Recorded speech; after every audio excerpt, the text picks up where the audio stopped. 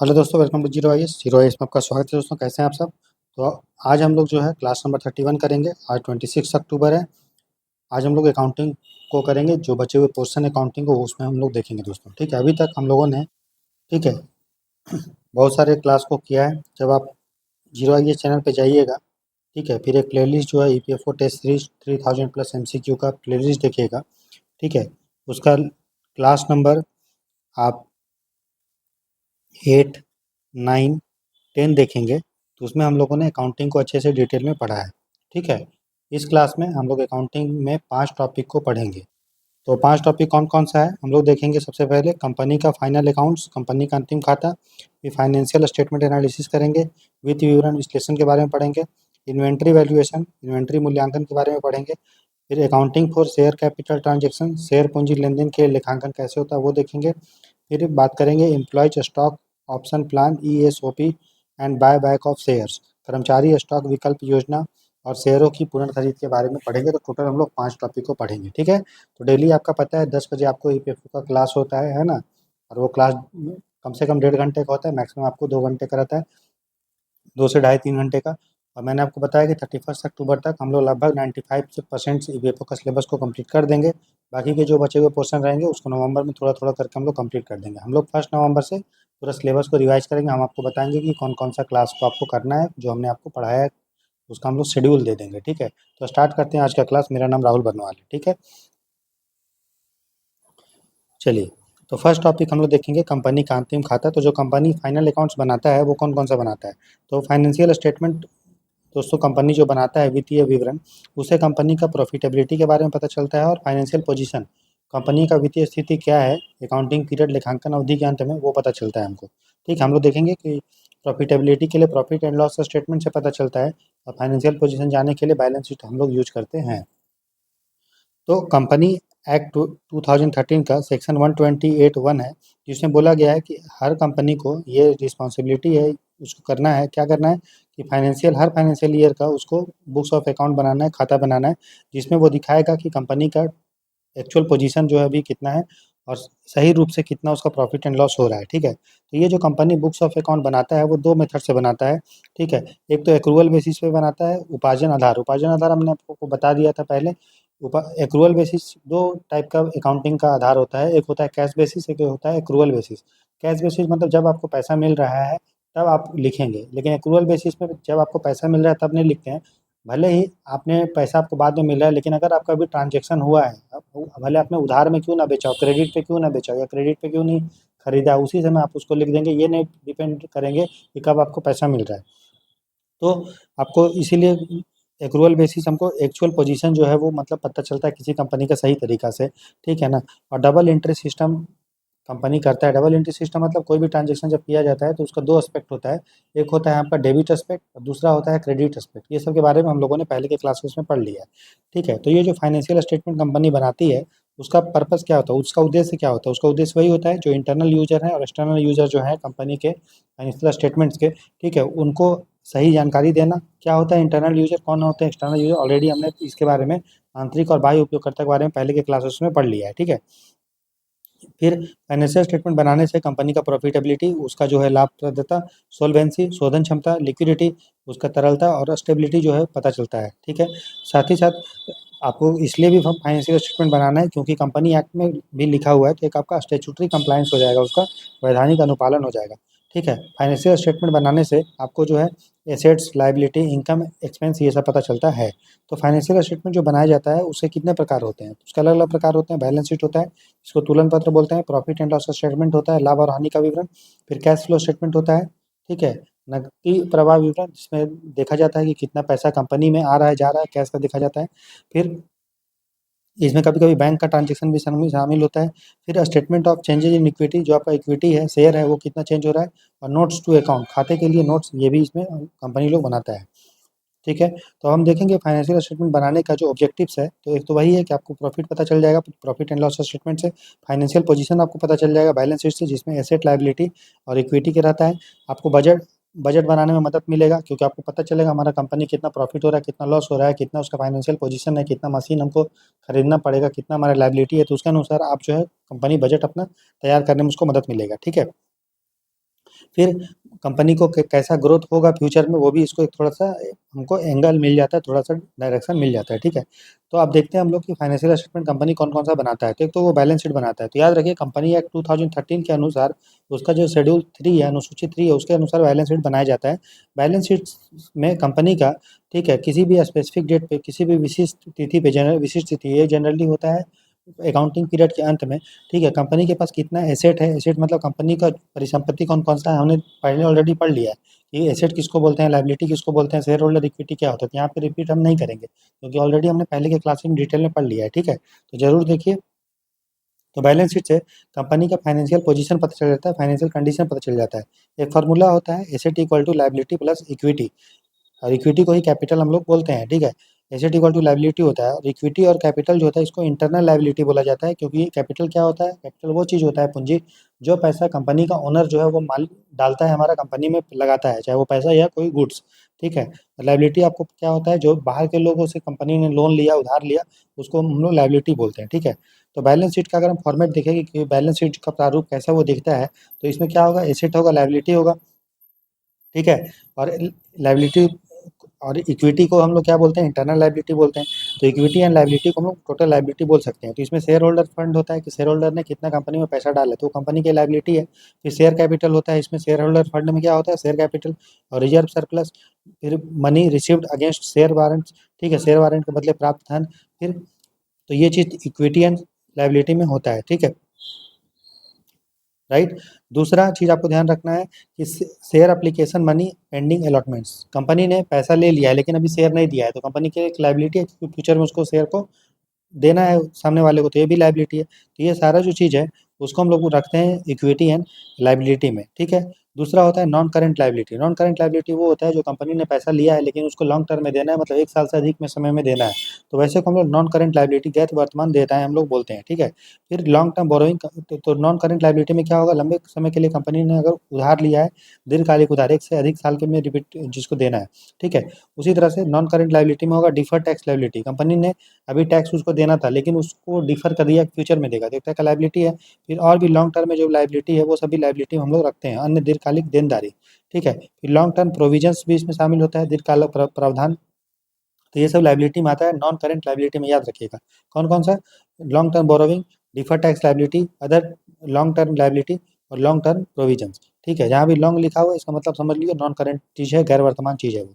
Current में हम लोग क्या लिखते हैं, कंपनी ने अगर शॉर्ट टर्म में बोरोविंग किया जिसको 1 साल के अंदर में उसको रिटर्न करना है। ट्रेड पेएबल, कंपनी ने जो है किसी से सामान लिया है, खरीदा है, कंपनी जिस चीज़ का बिज़नेस कर रहा है, मान लीजिए रॉ मटेरियल कच्चा माल लिया है उसने उधार पे, या फिर उसने और भी चीज़ उधार पे ली है जिसका वो बिज़नेस कर रहा है, जिसको उसको 1 साल के अंदर में देना है, उसको बोलते हैं ट्रेड पेएबल, मतलब उसको व्यापार देता है जो 1 साल के अंदर में उसको पैसा वापस करना है, तो ये करंट लायबिलिटी हो जाएगा। फिर और भी current liability plus short term के लिए जो प्रोविजंस होता है वो सब करंट लायबिलिटी में है, ठीक है। तो ये हो गया, हमने लायबिलिटी के बारे में देखा।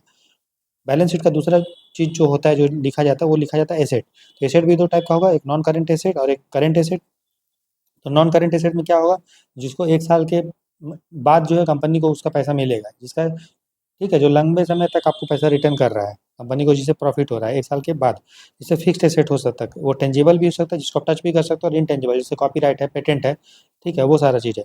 फिर नॉन करंट इन्वेस्टमेंट, कंपनी ने कहीं इन्वेस्टमेंट भी किया जिसका पैसा 1 साल के बाद मिलेगा, तो वो भी कंपनी के लिए क्या है, आपका एसेट है, नॉन करंट। फिर डिफर्ड टैक्स एसेट, कंपनी को जो पैसा मान लीजिए टैक्स के रूप में वापस मिलता 1 साल के बाद, तो वो भी डिफर्ड टैक्स एसेट है, ठीक है। फिर लॉन्ग टर्म लोन, कंपनी ने अगर लॉन्ग टर्म के लिए लोन किसी को दिया है या एडवांस दिया है, तो वो भी कंपनी के लिए क्या है, नॉन करंट एसेट है।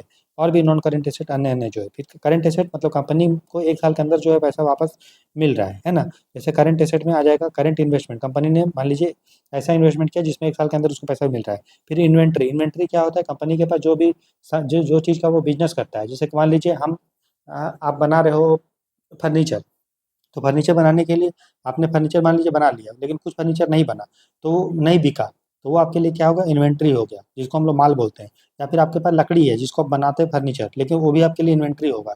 या फिर मान लीजिए आपका पास कच्चा माल वो है, या फिर कच्चा माल आप समझिए ऐसे, मान लीजिए एक शर्ट है, ठीक है, शर्ट को बनाने के लिए क्या चाहिए, धागा चाहिए, तो धागा से, थ्रेड से आप क्या बनाओगे, ये आप सबसे पहले लंबा लंबा कपड़ा बनाओगे, फिर उसको काट के शर्ट बनाओगे। तो चाहे वो शर्ट हो, ठीक है, या फिर आपके पास धागा हो, या फिर आपके पास जो लंबा लंबा कपड़ा है जो मतलब बीच वाला इंटरमीडिएट, वो तीनों चीज़ मिला के हम लोग इन्वेंट्री बोलते हैं। सर समझ में आया, इन्वेंट्री मतलब माल, चाहे वो कच्चा माल हो सकता है या फिर जो फिनिश प्रोडक्ट हो सकता है या इंटरमीडिएट गुड्स हो सकता है, जो आपका कुछ समय बाद जो है आपका फिनिश प्रोडक्ट बनता है। ठीक है, हम जल्दी-जल्दी बोल रहे हैं, ठीक है, आपको लग रहा होगा, आप अपने हिसाब से स्पीड को जो है एडजस्ट कर लीजिए, लेकिन ये ठीक है, स्पीड ठीक है, इतना है, अभी एग्ज़ाम भी नज़दीक आ रहा है, माइंड पे थोड़ा आप फ़ोर्स डालिए ताकि जल्दी-जल्दी आपको माइंड ग्रास्प करे चीज़ों को, ठीक है। उसके अलावा जो ट्रेड रिसीवेबल है, कंपनी ने मान ली उधार में सामान किसी को क्रेडिट पे बेचा, 1 साल के अंदर वो उसको वापस करना है, तो ट्रेड रिसीवेबल जो होता है वो करंट एसेट हो गया। फिर cash and cash equivalent, company के पास जो पैसा है या बैंक में जो उसने पैसा डाला है, वो सब जो है कैश एंड कैश इक्विवेलेंट आएगा, करंट एसेट। फिर शॉर्ट टर्म के लिए कंपनी ने लोन-वोन दिया है किसी को जिसको 1 साल के अंदर पैसा मिल जाएगा, और भी जो करंट एसेट है वो सारा चीज़ को मिला के हम लोग करंट एसेट में रखते हैं, ठीक है। तो बैलेंस शीट में हमने देखा कि current asset, current liability, non current asset, non current liability, ठीक है, राइट। तो उसके बाद तो दोनों का टोटल इक्वल होना चाहिए, जितना उनका उसके कंपनी का एसेट होगा उतना उसका लायबिलिटी होना चाहिए, ठीक है। कुछ डेफिनेशन देख लेते हैं। ट्रेड रिसीवेबल मैंने बता दिया, ट्रेड रिसीवेबल मतलब कंपनी ने उधार में सामान बेचा है और उसको 1 साल के अंदर में पैसा वापस मिलेगा, तो उसको ट्रेड रिसीवेबल बोलते हैं। ये कंपनी के लिए करंट एसेट होता है, ठीक है, चालू संपत्ति होता है। फिर ट्रेड पेएबल मतलब कंपनी ने उधार में सामान किसी से लिया है क्रेडिट पे, 1 साल के अंदर में उसको वापस करना है, तो कंपनी के लिए वो लायबिलिटी है और 1 साल के अंदर वाला है, इसलिए करंट लायबिलिटी होता है ट्रेड पेएबल, ठीक है। ऑपरेटिंग साइकिल आप समझ रहे हो जनरली, ऑपरेटिंग साइकिल जो होता है वो 1 महीने मतलब 12 मंथ्स का होता है, 1 साल का होता है। तो time between acquisition of inventory and realisation in cash, तो कंपनी ने जो कच्चे सामान उसके पास है, उसको बेच के जो 1 साल के अंदर उसको पैसा मिलेगा, तो जो पूरा पीरियड होगा, पूरा अवधि होगा, उसको हम लोग परिचालन चक्र, ऑपरेटिंग साइकिल हम लोग बोलते हैं, ठीक है दोस्तों। उसके बाद देखिए करेंट एसेट को हम लोग 2 पार्ट में बाँटते हैं, करंट एसेट, एक नॉन करंट एसेट, ऑलरेडी हम इसके बारे आपको बोल दिया है इसके बारे में, ठीक है। तो करंट एसेट क्या होता है? जो कंपनी का बिज़नेस से रिलेटेड होता है, जो कंपनी व्यापार के लिए रखता है, जिसको 1 साल के अंदर में उसको पैसा मिल जाएगा, उसमें बैंक कैश या कैश इक्विवेलेंट उसमें शामिल होता है, ठीक है। नॉन करंट एसेट में जो बाकी चीज़ बच गया, वो आपका नॉन करंट एसेट हो गया। लायबिलिटी भी उसी टाइप का है, करंट लायबिलिटी जिसको 1 साल के अंदर में उसको पैसा रिटर्न करना है, ठीक है। और नॉन करंट मतलब बाकी जो चीज़ छूट गया, वो नॉन करंट हो गया, ठीक है, क्लियर? अब देखिए, तो जब कंपनी निकालता है दोस्तों, तो एक राउंडिंग ऑफ हम लोग करते हैं, जैसे 8.76 है, तो हम लोग इसको 8.8 लिख देते हैं, है ना? तो उसी तरह से कंपनी का अगर टर्नओवर मान लीजिए 100 करोड़ से कम है, तो नियरेस्ट 100 में या 1000 में, लाख में, मिलियन में उसको लिख देते हैं, है ना? जैसे मान लो 97.6 है, इसको 98 लिख देगा, समझ में आया? अगर 100 करोड़ से अधिक है, तो उसको नियरेस्ट लाख, ये उतना इंपॉर्टेंट नहीं है, आप इसको छोड़ दीजिए, नेक्स्ट देखते हैं, ठीक है। नेक्स्ट हमारा है नोट्स टू अकाउंट, हमने बैलेंस शीट देख लिया, बैलेंस शीट के नीचे ही हम लोग नोट्स टू अकाउंट बनाते हैं, ठीक है। तो नोट्स टू अकाउंट जो है देखते हैं हम लोग। अगर शेयर कैपिटल का बात करेंगे, शेयर कैपिटल मतलब समझ रहे हो, कंपनी में ने अपना शेयर बेचा है, बदले में उसको जो पैसा मिला है उसको शेयर कैपिटल हम लोग बोलते हैं, ठीक है। तो उसको दिखाना पड़ता है। नोट्स टू अकाउंट मतलब एक तरह का डिस्क्लोजर होता है। डिस्क्लोजर मतलब होता है आप उसको खुलासा होता है। ये क्योंकि जब हम लोग देखे हैं अकाउंटिंग का, जब हम लोग प्रिंसिपल पढ़े थे, हमने हम लोगों ने एक कॉन्सेप्ट पढ़ा था जिसको बोलते हैं फुल डिस्क्लोजर प्रिंसिपल, जिसमें कंपनी को ये बोला जाता है कि आपको ऐसा कोई भी चीज़ मत छुपाइए बैलेंस शीट में या प्रॉफिट एंड लॉस स्टेटमेंट में, जो आप फाइनेंशियल स्टेटमेंट बनाने के टाइम दिखा रहे हैं, उसमें कोई ऐसा चीज़ छुपाइए नहीं जिससे आपका प्रॉफिट बहुत ज़्यादा दिखने लगे या अपने अपना गलती आपको कम दिखने लगे। आप एक्चुअल में सही चीज़, सारा चीज़ रियलिटी के अनुसार, वास्तविकता के अनुसार, ट्रूथफुलनेस के अनुसार दिखाइए। उसी को दिखाने के लिए नोट्स टू अकाउंट यूज़ किया जाता है। तो अगर शेयर कैपिटल के हिसाब से अगर देखें कि शेयर कैपिटल में नोट्स टू अकाउंट क्या हम लोग लिखेंगे, तो हम लोग उसमें दिखाएँगे, डिस्क्लोज़ करेंगे। तो नोट्स टू अकाउंट आप समझ में क्या है? नोट्स टू अकाउंट एक तरह का डिस्क्लोज़र होता है, ठीक है? एक तरह का खुलासा होता है जो आपको लिखना होता है। उसमें आप लिखिए, जब आप शेयर इशू कर रहे हैं और आपको बदले में पैसा मिल रहा है, तो आप उसमें लिखिए कि आपने शेयर जो इशू किया वो कितना संख्या उसका जारी किया, कौन खरीदा उसको, कितना पेड अप, कितना आपको उसका पैसा मिला, ठीक है। फिर उसका राइट, अधिकार किसके पास है, किस प्रेफरेंशियल शेयर कितने पास है, रेस्ट्रिक्शन ऑन शेयर, जब शेयर आप इशू करेंगे तो उसमें प्रतिबंध किस टाइप का अपने लगाते हैं। फिर शेयर होल्डर का होल्डिंग जो है वो 5% से अधिक है होना, अगर है तो आप उसमें लिखिए, वो सब डिस्क्लोज कीजिए कि कौन कौन सा शेयर होल्डर जो है जिसका होल्डिंग आपका, जो जिसने शेयर जो है 5% से अधिक खरीदा है, उसका आप लिखिए उसमें, ठीक है। पिछले 5 साल में, फॉर लास्ट 5 ईयर, तो आप ये भी लिखिए कि आपने जो नॉन कैश कंसिडरेशन में, मतलब बिना पैसे का आपने जो शेयर किसी को बेचा है, ठीक है, तो वो भी आप लिखिए। बोनस शेयर जो आपने शेयर बोनस में दिया है, ये हम देखेंगे आगे क्या होता है बोनस शेयर। फिर शेयर बाउट बैक, कितना शेयर आपने वापस खरीद लिया शेयर होल्डर से, ये सब आप लिखिए। उसको हम लोग बोलते हैं नोट्स टू अकाउंट, किसका? शेयर कैपिटल का। क्लियर है? तो share capital, notes to account क्या होता है? नोट्स टू अकाउंट मतलब आप डिस्क्लोज कीजिए पूरा अच्छे से चीज़ को, चीज़ छुपाइए मत, ठीक है, ताकि जो अकाउंटिंग इन्फॉर्मेशन का यूज़ कर रहे हैं इंटरनल यूजर और एक्सटर्नल यूजर, उसको सही से एग्जैक्ट इन्फॉर्मेशन मिले, ठीक है। फिर रिजर्व एंड सरप्लस के रिस्पेक्ट्स में अगर हम देखें, नोट्स टू अकाउंट हम लोग जो मेंटेन करते हैं, तो उसमें कैपिटल रिजर्व होता है, रिजर्व एंड सरप्लस ऑलरेडी दोस्तों हम लोग पढ़ चुके हैं, क्या होता है रिजर्व, क्या होता है सरप्लस। तो इसमें आप लिखिए, दिखाइए कैपिटल रिजर्व, ठीक है, CRR, capital redemption reserve, SPR, DRR, ठीक है, revaluation reserve, profit and loss balance, ये सब आप दिखाएंगे। साथ साथ ये भी दिखाइए कि अगर आपका प्रॉफिट एंड लॉस अकाउंट में डेबिट बैलेंस आ रहा है तो आप उसको नेगेटिव सरप्लस में दिखाएं या नहीं दिखाएं।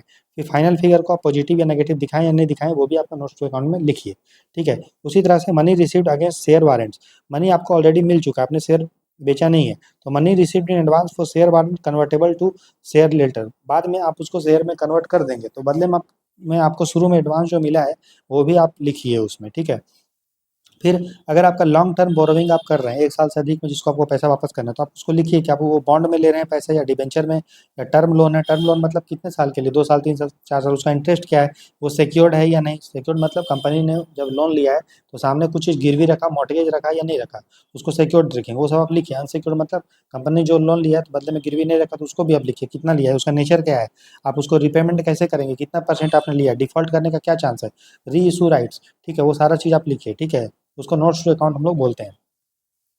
फिर अगर करंट और नॉन लॉन्ग टर्म लायबिलिटी के हिसाब से अगर नोट्स टू अकाउंट देखेंगे तो आप उसमें लिखिए कि जो लोन है उसका मैच्योरिटी कब हो रहा है, कब उसको आपको वापस करना है। अनपेड डिविडेंड, जो आप डिविडेंड वापस नहीं कर रहे हैं शेयर होल्डर्स को, लाभांश नहीं दे रहे हैं, वो कितना है। अनक्लेम डिपॉजिट, कि कंपनी ने, बहुत सारे लोग कंपनी में पैसा डालते हैं, डिपॉजिट करते हैं, तो कितना सारा पैसा जो अनक्लेम्ड है, लोग भूल गए हैं लेना या क्लेम नहीं किए हैं, वो सब आपको लिखना पड़ेगा, दिखाना पड़ेगा नोट्स टू अकाउंट में। फिर एक्रूड इंटरेस्ट, कितना इंटरेस्ट आपको मिल सकता है या आप दे सकते हैं। फिर इंटरेस्ट रिसीव्ड इन एडवांस, आपको एडवांस में कितना ब्याज मिल गया है, वो सब आपको लिखना पड़ेगा, ठीक है, क्योंकि ये सब लाइबिलिटी ही है ना, करंट या नॉन करंट लाइबिलिटी। तो इसमें आप देख रहे हो ये current and non current liability है। एक्रूड इंटरेस्ट भी होगा, एक्रूड इंटरेस्ट मतलब आपको इंटरेस्ट देना था लेकिन अभी आपने इंटरेस्ट नहीं दिया है, आप फ्यूचर में उसको दीजिएगा, तो आपका एक तरह का क्या हो गया, लाइबिलिटी हो गया। उसी तरह से जो फिक्स्ड एसेट है, चाहे वो टेंजिबल है जिसको आप मूर्त बोलते हैं, जिसको आप टच कर सकते हैं, जैसे कोई मशीन है, कोई लैंड है, और इनटेंजिबल जिसको आप टच नहीं कर सकते, जैसे पेटेंट है, कॉपीराइट है, वो भी आपको दिखाना पड़ेगा, ठीक है, क्लियर है, समझ में आ रहा है। तो एसेट अंडर लीज सोन सेपरेटली, तो जो आपने जो है पट्टे के अंतर्गत परिसंपत्ति लिया है उसको आप अलग से दिखाइए। फिर revaluation and impairment disclose for 5 year, 5 वर्षों के लिए आप जो पूर्ण मूल्यांकन करेंगे, हानि का खुलासा करेंगे, वो भी आप दिखाइए। टेंजिबल में आप लैंड, बिल्डिंग और मशीनरी आएगा जिसको आप टच कर पाएंगे, वो भी लिखिए, दिखाएंगे। इनटेंजिबल में गुडविल, सॉफ्टवेयर, पेटेंट, ये सब जो है सद्भावना, ये सब आपका इनटेंजिबल में आएगा। तो नोट्स टू अकाउंट जब आप बनाएंगे तो वो भी आपको लिखाना पड़ेगा। उसी तरह से अगर इन्वेस्टमेंट है, इन्वेस्टमेंट में आप दिखाइए कि नॉन करेंट है कि करेंट है, ठीक है, उसका मार्केट वैल्यू कितना है, कोटेड था कि अनकोटेड था, आपने जो इन्वेस्टमेंट किया है तो क्या कोई कोटेशन के आधार पे किया है, उद्धृत किया है, अनुद्धृत किया है, वो भी देखिए। सब्सिडियरी है, एसोसिएटेड है, जॉइंट वेंचर, किस तरह इन्वेस्टमेंट आपने किया, मिल के किया है, ये 2 लोगों, या फिर सब्सिडियरी कंपनी आपकी किया है, एसोसिएट कंपनी किया है, वो भी। फिर जो वैल्यूएशन किया है कंपनी ने कि मेरा इतना इन्वेस्टमेंट है, वो किस आधार पे किया, मूल्यांकन का आधार क्या था। प्रोविजन फॉर डिम्यूशन, कमी का प्रावधान क्या है, वो सब आपको दिखाना पड़ेगा, ठीक है। उसी तरह से इन्वेंट्री आप समझ में आ रहा है, इन्वेंट्री क्या होता है, जो माल होता है, चाहे वो कच्चा माल है या फिनिश प्रोडक्ट है या इंटरमीडिएट सामान है जो फिनिश प्रोडक्ट में कन्वर्ट होता है, ठीक है, वो भी आपको दिखाना पड़ेगा कि रॉ मटेरियल जो है आपके पास इनपुट कितना है। वर्क इन प्रोग्रेस, जो पार्शली प्रोसेस्ड है, आंशिक रूप से प्रसंस्कृत माल है जो फिनिश प्रोडक्ट में बनता है, वो कितना है आपके पास। स्टॉक इन ट्रेड, ट्रेडर्स के लिए आप कितने पास आपके पास स्टॉक है, ठीक है।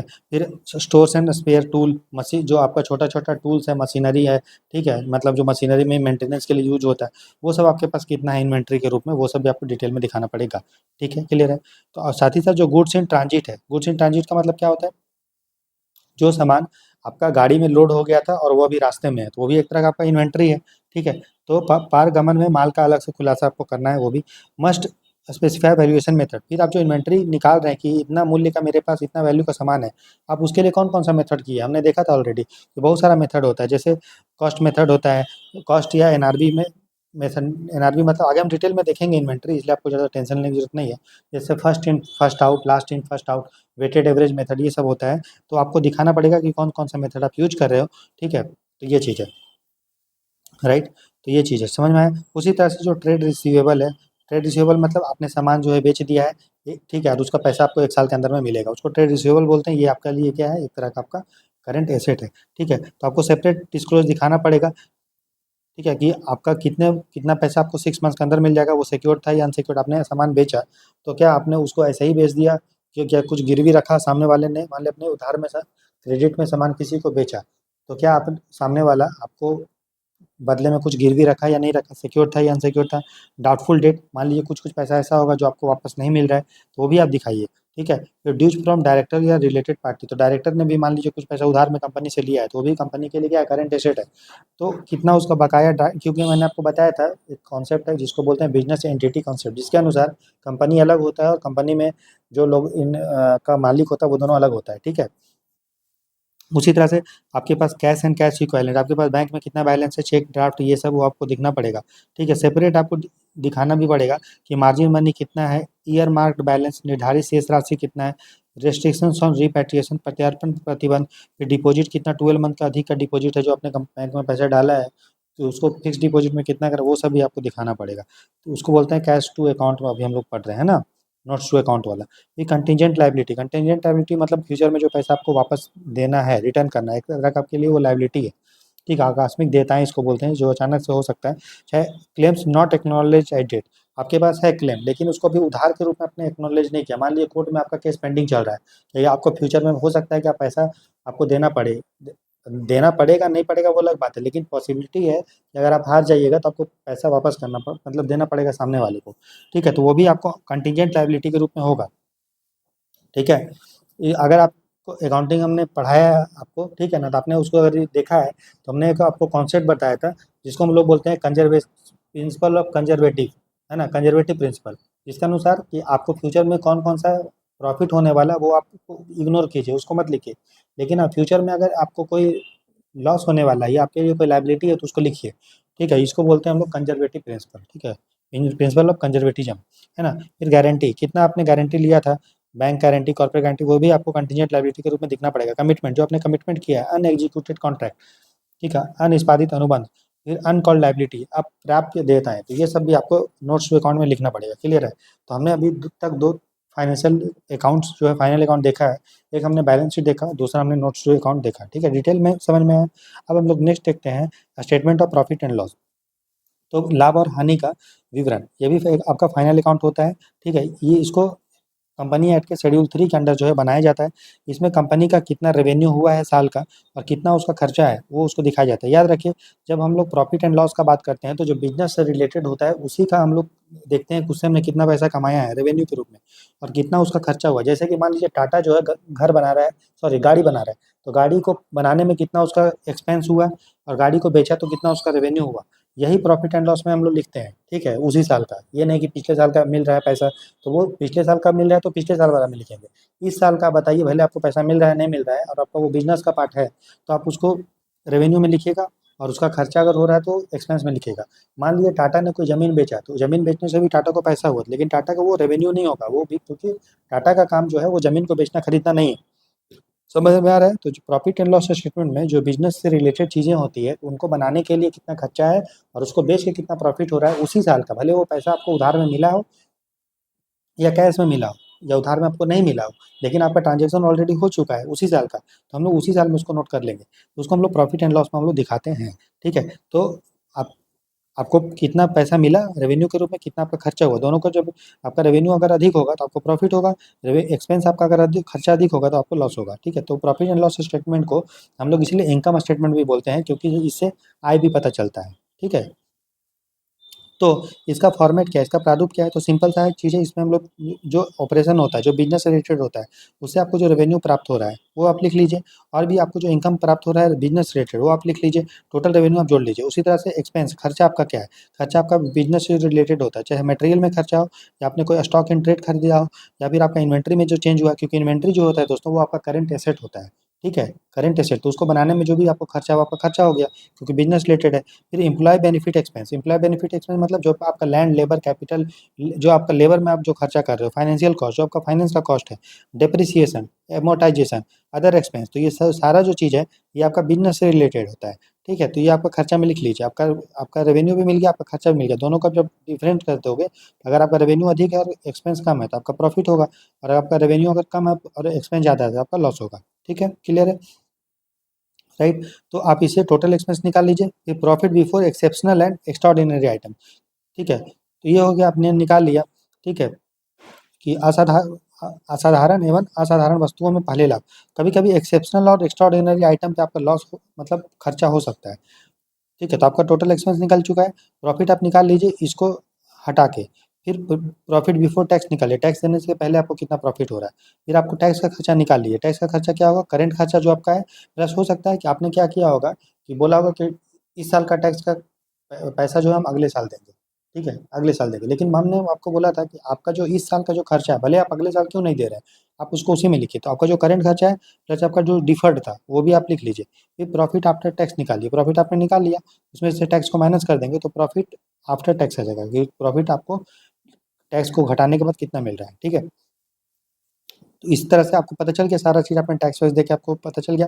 अब फिर उससे आपको क्या पता चला, अर्निंग पर शेयर, आपको टोटल पता है कि भाई मेरा इतना प्रॉफिट हुआ है, ठीक है, और आपने इतना शेयर जो है सामने वाले को बेचा है, ठीक है, तो प्रॉफिट को डिवाइड कर देंगे आप जब नंबर ऑफ शेयर से, तो आपको अर्निंग पर शेयर, एक शेयर में कितना आय है वो आपको मिल जाएगा। फिर वही वाला जो चीज़ है आपको डिविडेंड के रूप में कंपनी जो है दे देती है, कुछ अपने पास रख लेती है, डिपेंडिंग कर रहा है, मान लो कंपनी को लग रहा है कि हमको फ्यूचर में इन्वेस्टमेंट करना है, तो ऐसा तो नहीं है कि जितना कंपनी को प्रॉफिट हो रहा है, ठीक है, सब चीज़ टैक्स वैक्स देने के बाद वो सारा तो डिविडेंड के रूप में शेयर होल्डर को नहीं दे देगी, शेयर धारक को कुछ पैसा अपने पास कंपनी रखती है फ्यूचर में ग्रोथ करने के लिए, चाहे उसका कुछ प्रोविजन है या रिजर्व है, वो सारा चीज़ के लिए, क्लियर है। तो वो ठीक है, उसको उसके बाद ये सब कंसिडर करने के बाद कंपनी जो है वो डिविडेंड के रूप में दे देती है, ठीक है, क्लियर है।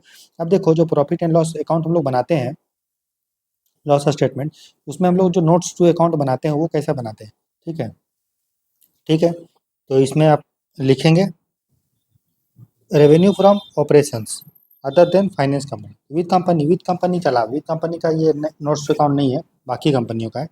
तो ऑपरेशन जो आप कर रहे हैं, जो आपका डे टू डे बिजनेस है, आपने कितना प्रोडक्ट उसमें बेचा, ठीक है, कितना आपने सर्विस बेचा, ठीक है, और भी आपका जो ऑपरेटिंग रेवेन्यू है जो आपको ऑपरेशन से मिल रहा है, उसमें आप एक्साइज ड्यूटी को हटा दें, तो एक्साइज ड्यूटी जो है आपका एक तरह का खर्चा है, जो आप बिजनेस में आप गुड्स प्रोड्यूस कर रहे हैं, तो उसको आपको टैक्स देना पड़ रहा है, उत्पादन कर जो बोलते हैं, उत्पाद कर, है ना, तो उसको आप घटा देंगे क्योंकि आपका वो खर्चा होगा, तो रेवेन्यू में से उसको घटा देंगे। फिर रेवेन्यू फ्रॉम ऑपरेशन, अगर फाइनेंस कंपनी, मान लो कोई आपका फाइनेंस का कंपनी जो पैसा का करता है, जैसे कोई बैंक वाला है ना, या फिर मुथूट फाइनेंस है, तो वो सब फाइनेंशियल कंपनी है, तो उसका आपको नोट्स टू अकाउंट बनाने के लिए आपको उसका रेवेन्यू क्या होगा, तो फाइनेंस कंपनी पैसा कहाँ कहाँ से कमाती है, तो जो वो लोन दिया है तो उससे उसको जो इंटरेस्ट मिल रहा है, और भी जो फाइनेंशियल सर्विस वो बेच रहा है, तो उससे उसको जो पैसा मिल रहा है, तो वो आपका नोट्स टू अकाउंट उसका उस तरह से होगा। और भी आपका जो इनकम हो रहा है डिविडेंड के रूप में या फिर आपको इंटरेस्ट के रूप में, ये भी आपका करंट एसेट में आ रहा है ना, नॉन फाइनेंस है। फिर gain on sale of investment, जो आप इन्वेस्टमेंट किए हैं, फिर आप उसको जो बेच रहे हैं, बेचने पे आपको जो गेन हो रहा है वो आपका क्या है, और भी इनकम है। और भी आपका जो नॉन ऑपरेटिंग इनकम है उसको आप अदर इनकम में लिख लीजिए, ठीक है, क्लियर है, राइट। उसके बाद फाइनेंस कॉस्ट, जो आपका फाइनेंस का कॉस्ट है विथ लागत, ठीक है, जैसे इंटरेस्ट एक्सपेंस जो आपको ब्याज में पैसा देना था, फिर बोरोविंग कॉस्ट जो आपको उधार लेने का जो लागत हुआ, फिर एक्सचेंज गेन या फिर लॉस ऑन बोरोविंग, जो आपको बोरोविंग का जो आपको उस पर लॉस हो रहा है तो वो भी आपका खर्चा है। फिर एम्प्लॉय को जो आप बेनिफिट दे रहे हैं, एम्प्लॉय को लाभ, चाहे वो आपको सैलरी दे रहे हैं या वेज दे रहे हैं, प्रोविडेंट फंड में जो दे रहे हैं, या जो एम्प्लॉय स्टॉक जो हमारा स्कीम है ESOP, उसके तहत जो खर्चा आपको हो रहा है, स्टाफ का वेलफेयर, उसका घर वर का बिजली का जो खर्चा आप दे रहे हैं, वो सारा चीज़ है वो आप लिखिए नोट्स टू अकाउंट में। इसमें एक्सेप्शनल आइटम कौन सा चीज़ को आप नहीं लिखेंगे, तो जो डिप्रिसिएशन हो गया, या एक वन टर्म का लॉस है, या प्रायर पीरियड एडजस्टमेंट, एडजस्टमेंट करने के पहले पीरियड के पहले जो आपका एडजस्टमेंट है वो आपका एक्सेप्शनल आइटम्स है, असाधारण वस्तुएं हैं जो आपको कंसिडर करना चाहिए, ठीक है। तो ये हो गया प्रॉफिट एंड लॉस स्टेटमेंट का, हम लोग फाइनेंशियल अकाउंट हमने देखा। फिर उसके बाद कैश फ्लो का देखते हैं, तो कैश फ्लो में मतलब बिजनेस में कितना पैसा आ रहा है, कितना पैसा जा रहा है, सिर्फ जो आपका बिजनेस से रिलेटेड है या फिर आपका मतलब किसी भी टाइप से रिलेटेड है, ठीक है, चाहे वो cash flow from operating activity जो आप बिजनेस कर रहे हैं उससे आपको कितना कैश आ रहा है जा रहा है, फिर cash flow from investing activity जो आप इन्वेस्टमेंट आप कर रहे हैं या आप में कोई कर रहा है उस पर जो कितना कैश फ्लो आ रहा है जा रहा है, फिर cash flow from financing activity वित्त पोषण गतिविधियों से कितना पैसा आ रहा है जा रहा है, तो नेट कैश क्या हो जाएगा A+B+C, ठीक है। फिर इसमें आप ओपनिंग कैश, फिर आपके बिजनेस आप जब शुरू किए थे आपके पास उस समय कितना पैसा था, क्योंकि देखो हम लोग जब फाइनेंशियल अकाउंटिंग करते हैं और जब हम लोग बनाते हैं आपका फाइनेंशियल स्टेटमेंट, तो जैसे मान लीजिए आप बना रहे हैं 31 दिसंबर 2025 के समय आप कैश फ्लो बना रहे हैं, ठीक है, राइट। तो आप जब टोटल करेंगे ए प्लस बी प्लस सी इस तरह से, या फिर आप मान लीजिए आपने किया 1 जनवरी 2025 से लेके आपने फाइनेंशियल अकाउंट मतलब आप कैश फ्लो बना रहे हैं 31 जनवरी 2025 तक। तो ओपनिंग कैश क्या होगा कि 1 जनवरी 2025 के समय आपके पास कितना पैसा था, ठीक है, राइट। तो वह हो गया ओपनिंग कैश, ठीक है। और यही जो ओपनिंग कैश होगा, जब आप नेट कैश आप जोड़ देंगे ए प्लस बी प्लस सी, उसमें ओपनिंग कैश आप जोड़ दीजिएगा, तो आपको क्या आ जाएगा कि 31 दिसंबर 2025 में आपके पास कितना पैसा था, मतलब फाइनेंशियल ईयर जब क्लोज हुआ तो आपके पास कितना पैसा था, तो वही क्या हो जाएगा, क्लोजिंग कैश। और ये क्लोजिंग जो कैश होगा, फिर जब नेक्स्ट ईयर आप जब अकाउंटिंग करोगे 1 जनवरी 2026 से लेके 31 दिसंबर 2026 तक, तो 1 दिसंबर 2026 को जो आपको पैसा दिखेगा वो पैसा किस समय का है, वो है आपका 31 दिसंबर 2025 के समय जो क्लोजिंग बैलेंस था, वही जो है ओपनिंग बैलेंस हो जाएगा 1 जनवरी 2026 का, ठीक है। तो फाइनेंशियल ईयर का जो एंड होता है उस समय जो आपके पास जो बैलेंस होता है, तो उसको हम लोग क्लोजिंग बैलेंस बोलते हैं। और वो जब नेक्स्ट ईयर का वो ओपनिंग बैलेंस बन जाता है, तो वही लिखा हुआ है नेट कैश जो ए प्लस बी प्लस सी में जो ओपनिंग कैश जोड़ दीजिएगा जो पिछले साल का है, मतलब जो साल चल रहा है, ठीक है, तो दोनों मिलके क्लोजिंग कैश हो जाएगा और नेक्स्ट ईयर के लिए यही ओपनिंग कैश हो जाएगा, ठीक है, क्लियर है। उसी तरह से जो नेट फाइनेंशियल स्टेटमेंट जो बनाया जाता है उसमें statement of change in equity particulars भी होता है, जो आपका इक्विटी जो शेयर होल्डर में जो चेंज हो रहा है, तो उसका कितना ओपनिंग बैलेंस है, कितने प्लस उसमें जोड़ दीजिए कितना आपने शेयर को इशू किया, और माइनस कीजिए कि कितना शेयर को आपने वापस खरीद लिया, तो दोनों का आप क्या आ जाएगा कि नेट शेयर आपने कितना इशू किया, ठीक है। तो वही लिखा हुआ है प्रारंभिक जमा कितना शेयर का था, कितना आपने नया शेयर इशू किया, कितना शेयर आपने बाय बैक मतलब वापस खरीद दिया या उसको कन्वर्ट कर दिया किसी दूसरी चीज़ में। तो टोटल अब जब ओपनिंग बैलेंस में ऐड करेंगे इसको, कितना शेयर आपने इशू किया और माइनस करेंगे कितना शेयर आपने वापस खरीद लिया, तो आपको क्लोजिंग बैलेंस आ जाएगा कितना शेयर आपके पास अभी आपने नेट जो है इशू किया है, ठीक है। तो इस तरह से फर्स्ट जो टॉपिक हमारा था कि जो कंपनी हमारा बनाता है फाइनल अकाउंट्स, उसके बारे में हमने पढ़ लिया, ठीक है। हम लोग नेक्स्ट टॉपिक के बारे में पढ़ते हैं जिसका नाम है फाइनेंशियल स्टेटमेंट एनालिसिस। तो कंपनी जो फाइनेंशियल स्टेटमेंट बनाता है, तो हमने देख लिया कि किस तरह से फाइनेंशियल स्टेटमेंट कंपनी बनाता है, profit and loss, balance sheet, cash flow, है ना, तो ये सारी चीज़ बनाता है कंपनी ने। तो उसका एनालिसिस देखते हैं क्या क्या होता है। तो एनालिसिस मतलब वही है कि जो भी आपका फाइनेंशियल इन्फॉर्मेशन जो आपको मिला है, फाइनेंशियल स्टेटमेंट जो आपने बनाया है, उसको समझना और समझने के बाद उसके इन्फॉर्मेशन को यूज करके, ठीक है, उसके इन्फॉर्मेशन को यूज करके डिसीजन मेकिंग में मदद करना, ताकि कंपनी का प्रॉफिटेबिलिटी निकालना, फाइनेंशियल पोजीशन निकालना और क्या फ्यूचर में आप काम कर सकते हो वो करना। इससे कंपनी को प्रॉफिटेबिलिटी, सॉल्वेंसी, लिक्विडिटी, एफिशिएंसी ये सब पता चलता है, और भविष्य के लिए आपको डिसीजन मेकिंग, फ्यूचर प्लानिंग भी पता चलता है। तो अगर हम देखें कि फाइनेंशियल स्टेटमेंट का एनालिसिस करने से क्या होगा, तो किसको किसको फ़ायदा मिलेगा, तो मैनेजमेंट जो है, प्रबंधन है, जो कंपनी को मैनेजर है जो प्रबंधन कर रहा है, उसको पता चल जाएगा कि कंपनी फ्यूचर में कोई सॉल्वेंसी तो नहीं है उसके पास, प्रॉफिटेबिलिटी कितना है, कैपिटल स्ट्रक्चर कितना है, उसको प्लानिंग करने में, कंट्रोल और डिसीजन मेकिंग मदद मिलेगा, ठीक है। और कंपनी को मान लीजिए लॉस हो रहा है या कुछ और भी दिक्कत है, तो उसको जो वीक एरिया है, कहाँ पे कंपनी को काम करना चाहिए और कौन कौन सा स्ट्रांग एरिया है कंपनी जिसमें आगे बढ़ सकता है, वो सब भी पता चल जाएगा। उसी तरह से इन्वेस्टर और शेयर होल्डर को भी पता चल जाएगा कि कंपनी का फ्यूचर में क्या क्या ग्रोथ होने वाला है, उसमें इन्वेस्ट करे या ना करे, ठीक है। जो क्रेडिटर है, क्रेडिटर मतलब कंपनी ने जो पैसा कंपनी को देगा क्रेडिटर, तो क्या वो क्रेडिटर जो है वो पैसा वापस कंपनी पे अगर क्रेडिटर अगर देख लेगा कि उसका, जब हम लोग फाइनेंशियल स्टेटमेंट जो स्टडी करेगा क्रेडिटर, तो उसको पता चल जाएगा कि कंपनी जो है पैसा उसके पास कितना है, कितना वो कमा रहा है, कितना उसका प्रॉफिट हो रहा है, क्या वो ऐसी कंपनी को पैसा दिया जाना चाहिए या नहीं, उधार में सामान उसको बेचना चाहिए या नहीं, तो ये सब पता चल जाएगा। तो शॉर्ट टर्म क्रेडिटर जो होता है वो इंटरेस्ट होता है कि कंपनी शॉर्ट टर्म में पैसा दे पाएगा या नहीं दे पाएगा, उससे करंट और क्विक रेशियो से पता चलता है। देखिए ये सब हम लोग रेशियो के बारे में ऑलरेडी पहले के क्लासेस में देख लिए है ना, ठीक है। उसी तरह से लॉन्ग टर्म क्रेडिटर जो कंपनी के लॉन्ग टर्म के लिए पैसा दे रहे हैं, उस वो भी पता चल पाएगा उनको कि पैसा देना चाहिए नहीं, गवर्नमेंट को भी पता चल जा पाएगा टैक्स वैक्स कलेक्ट करने में कितना रेगुलेट करने की ज़रूरत है, इकोनॉमिक प्लानिंग करने में। एम्प्लॉयर जो कंपनी में काम कर रहे हैं, ठीक है, वो भी पता कर सकते हैं फाइनेंशियल स्टेटमेंट को कि मेरा बोनस क्या होगा, कंपनी में काम करना चाहिए नहीं, क्या हमारा ग्रोथ क्या होगा, वो सारा चीज़ें, तो ठीक है। ट्रेड यूनियन को भी पता चल जाएगा, ठीक है, वो कलेक्टिव बार्गेनिंग कर सकते हैं कि हाँ भाई कंपनी को प्रॉफिट हो रहा है तो फिर सैलरी क्यों नहीं बढ़ा रही है, ये सारा चीज़ है, ठीक है। अब देखिए फाइनेंशियल स्टेटमेंट जो एनालिसिस करते हैं हम लोग, तो उसके लिए अलग अलग मेथड होता है ना, कैसे किया जाता है। तो एक होता है कंपैरेटिव एनालिसिस, ठीक है, कंपैरेटिव स्टेटमेंट निकाला जाता है तुलनात्मक कथन निकाला जाता है, क्षैतिज विश्लेषण वर्टिकल एनालिसिस, क्षैतिज मतलब हॉरिजॉन्टल एनालिसिस किया जाता है। इसमें कंपनी के पिछले 2-3 साल का जो है, एक तरफ इस साल का लिख देते हो आप फाइनेंशियल पोजीशन अभी का कितना है, और उसको कंपेयर किया जाता है 2-3 साल से, ठीक है, साइड बाय साइड। इससे कंपनी को पता चल जाता है कि कंपनी का इनकम जो है वो कितना चेंज हुआ है पिछले साल में, उसका एक्सपेंडिचर एसेट, तो उसको बोलते हैं हॉरिजॉन्टल, ठीक है। इसे ठीक है, तो कंपैरेटिव स्टेटमेंट के द्वारा ये मदद करता है आपको बैलेंस शीट बनाने में, प्रॉफिट एंड लॉस स्टेटमेंट बनाने में, ठीक है ना। और आपको देखिए कोई चीज़ को कंपेयर आप तभी कर पाओगे जब अकाउंटिंग जो स्टैंडर्ड होता है, अकाउंटिंग प्रिंसिपल जो है वो सेम होगा, है ना। मैंने आपको पहले बताया था, तभी ना आगे यूनिफॉर्मिटी आएगा। मान लीजिए इस साल कंपनी ने कोई और अकाउंटिंग प्रिंसिपल यूज़ करके प्रॉफिट एंड लॉस निकाला, बैलेंस शीट निकाला, और इस साल किसी और प्रिंसिपल को यूज किया, ठीक है। पिछले साल कंजर्वेटिज्म को यूज किया, इस बार कंजर्वेटिज्म को यूज नहीं किया। जाहिर सा बात है, जब कंजर्वेटिज्म को यूज करेगा तो उसका प्रॉफिट जो होगा वो थोड़ा कम दिखेगा, लेकिन जब कंजर्वेटिज्म को यूज नहीं करेगा तो प्रॉफिट ज़्यादा दिखेगा। तो अब आप कंपेयर नहीं कर सकते हो, है ना, आपको गलत देगा।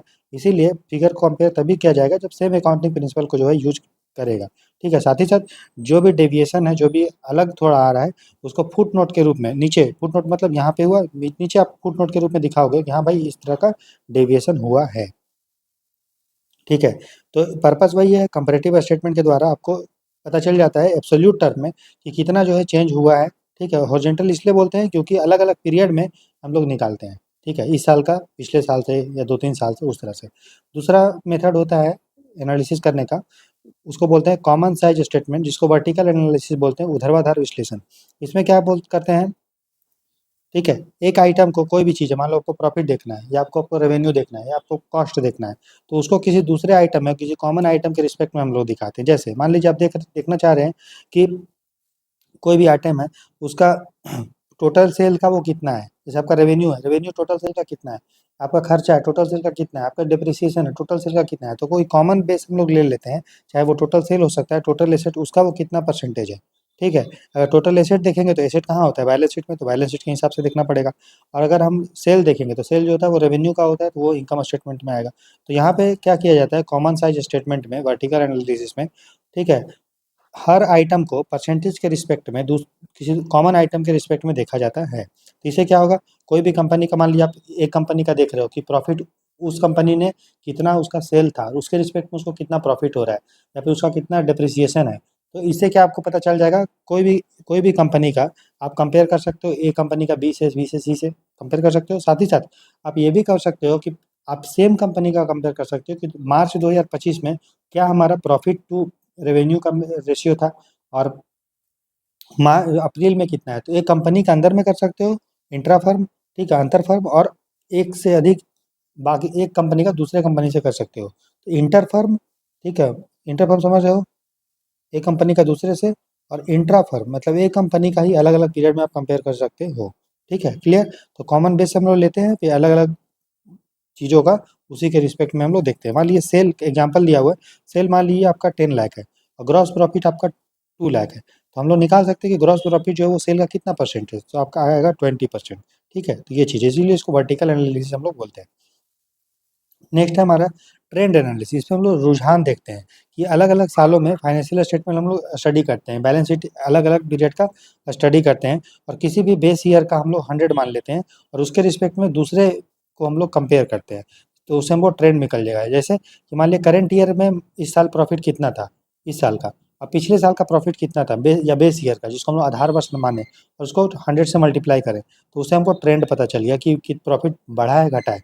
मान लीजिए इस साल प्रॉफिट हमको था 100 रुपीज़, पिछले साल बेस ईयर का प्रॉफिट था 200, तो हमको कितना में आएगा, 100/200 इंटू 100, तो आ जाएगा 50%। तो हम बोल सकते हैं कि बेस ईयर के रिस्पेक्ट में इस साल जो प्रॉफिट है वो 50% क्या हुआ है, कम हुआ है, या 50% है, ठीक है। तो एक ट्रेंड पता चल जाएगा, ठीक है, उसको हम लोग ट्रेंड एनालिसिस, रुझान विश्लेषण हम लोग बोलते हैं। तो इससे क्या होगा, कंपनी को ग्रोथ पता चल जाएगा, परफॉर्मेंस पता चल जाएगा, लॉन्ग टर्म में क्या क्या चेंज हुआ है, फ्यूचर में क्या क्या कंपनी को करना चाहिए वो पता चल जाएगा, फ्यूचर में क्या हो सकता है वो भी इससे पता चल जाएगा। अगर ट्रेंड सही होता है ना, तो मान लीजिए 5% बढ़ा, फिर दिख रहा है 3% बढ़ा, तो हम बोल सकते हैं हाँ फ्यूचर में भी ग्रोथ होने का चांस है।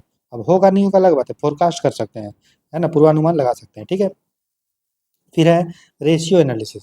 तो रेशियो एनालिसिस के बारे में दोस्तों हम लोग डिटेल में पहले ऑलरेडी पढ़ चुका है। अलग अलग टाइप का रेशियो होता है, ठीक है। करंट रेशियो होता है, जैसे अगर आपको शॉर्ट टर्म में लिक्विडिटी निकालना है कि कंपनी एक साल में पैसा दे पाएगा कि या नहीं दे पाएगा, तो उसके लिए हम लोग करंट रेशियो, क्विक रेशियो देखते हैं।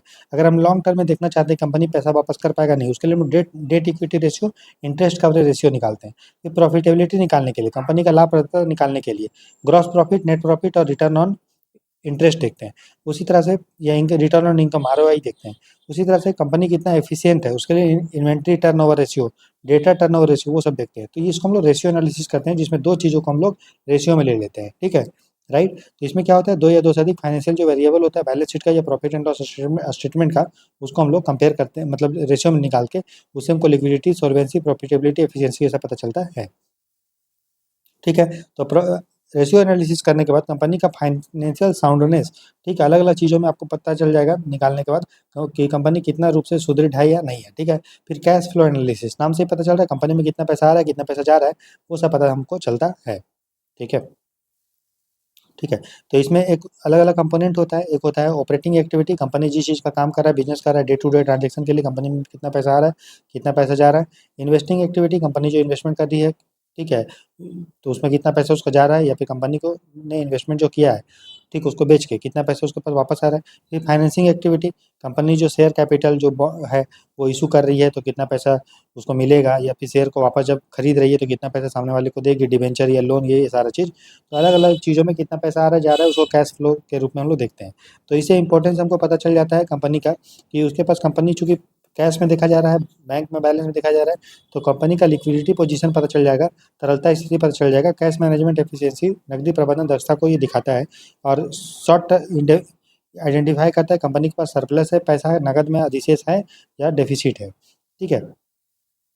तो इसकी मदद से आपको ये जो है कैश फ्लो, हम लोग पढ़ रहे हैं कैश फ्लो एनालिसिस, वो हम पहले जो हमने ऑलरेडी पढ़ा है रेशियो एनालिसिस, ट्रेंड एनालिसिस, उसको मदद करता है, ताकि हमको कंप्लीट इन्फॉर्मेशन जो है फाइनेंशियल इंटरप्रिटेशन, वित्तीय व्याख्या मिले, ठीक है। अब देखिए फाइनेंशियल स्टेटमेंट जो है उसका कुछ कमी है, जैसे affected by window dressing, window dressing से प्रभावित होता है। विंडो ड्रेसिंग क्या होता है दोस्तों, कभी कभी कंपनियां क्या करती है, अपना जो उसको लाइबिलिटी है उसको वो कम दिखा के प्रॉफिट को ज़्यादा दिखाती है, ताकि वो अब वो इस तरह से दिखाएगी कि कंपनी बहुत अच्छा है, लेकिन कंपनी एक्चुअल में अच्छा नहीं है। जैसे आपने देखा होगा विंडो ड्रेसिंग का मतलब समझिए, ऊंचा दुकान फीका पकवान। आपको सामने दिख रहा है कि बहुत अच्छा सामान सब सजा उजा के रखा हुआ है, मिठाई उठाई, लेकिन जैसे ही आप अंदर जाके सामान खरीद रहे हैं, ठीक है, या कुछ थोड़ा जांच पड़ताल करें, तो आपको पता चल रहा है ये तो बेकार चीज़ था। तो विंडो ड्रेसिंग का वही मतलब है, कंपनी क्या क्या कभी कभी क्या क्या करता है, फाइनेंशियल स्टेटमेंट को यूज करके, एनालिसिस को यूज करके, ठीक है, वो विंडो ड्रेसिंग करता है, ठीक है। कभी कभी हो सकता है कि कंपनी जो प्रॉफिट निकाला है वो सही तरीका से नहीं निकाला, है ना। तो ये फाइनेंशियल स्टेटमेंट का एनालिसिस जब आप करेंगे तो उसका लिमिटेशन है, क्योंकि आपको एग्जैक्ट नहीं मिलेगा, क्योंकि कंपनी ने विंडो ड्रेसिंग किया था। तो फर्म्स में manipulate account to show a better financial position than reality, कंपनियां वास्तविकता से बेहतर वित्तीय स्थिति दिखाने के लिए खातों में हेरफेर कर सकती है। तो एग्जाम्पल है over valuation of closing stock और सप्रेशन ऑफ लाइबिलिटी, तो कंपनी अपना जो देनदारी है, लाइबिलिटी है, उसको कम कर सकती है। जो इसके पास क्लोजिंग स्टॉक है, जो इन्वेंट्री है, उसका मूल्य बढ़ा के दिखाएगी, तो क्या होगा, कंपनी को प्रॉफिट दिखेगा, ठीक है। तो जब उसका एनालिसिस करोगे तो आपको अच्छा नहीं दिखेगा, तो वही उसका लिमिटेशन है, सीमाएं हो गया। फिर सच मैनिपुलेशन की फॉल्स कंक्लूजन, जब इस तरह का मैनिपुलेशन होगा तो जब जब आप निष्कर्ष निकालोगे कोई चीज़ का, तो वो गलत आएगा। फिर नेक्स्ट है does not affect price level change, जो हमारा फाइनेंशियल स्टेटमेंट बनाया जाता है वो हिस्टोरिकल कॉस्ट पे बनाया जाता है, ऐतिहासिक मूल्य पे बनाया जाता है, कि जब आपने सामान खरीदा है तब वो कितने का पड़ा था। मान लीजिए आपने कोई गाड़ी खरीदा, ठीक है, या कुछ आपने मशीन खरीदा 10 लाख में, कल को वो मशीन का रेट बहुत ज़्यादा हो गया, लेकिन जब आप वो एंट्री किए हैं तो बस आपको 10 लाख ही लिखना पड़ेगा, भले ही वो 12 लाख का क्यों ना हो गया या 8 लाख का क्यों नहीं हो गया, आप उसको कम करके नहीं लिख सकते। तो जो प्राइस लेवल जो चेंज होता है वो आपको फाइनेंशियल स्टेटमेंट में नहीं होता, क्योंकि फाइनेंशियल स्टेटमेंट जो बनाया जाता है वो हिस्टोरिकल कॉस्ट पे, ऐतिहासिक लागत पे बनाया जाता है, क्योंकि वो सामान आपका कितना का पड़ा हुआ, टोटल उसको खर्चा कितना हुआ उसको फिट करने में, उसको इंस्टॉल करने में, वो हिस्टोरिकल कॉस्ट होता है। इसमें जो प्राइस लेवल पे चेंज हो रहा है, चाहे वो महंगाई के कारण या मंदी के कारण, वो इसमें एडजस्ट नहीं होता है, ठीक है।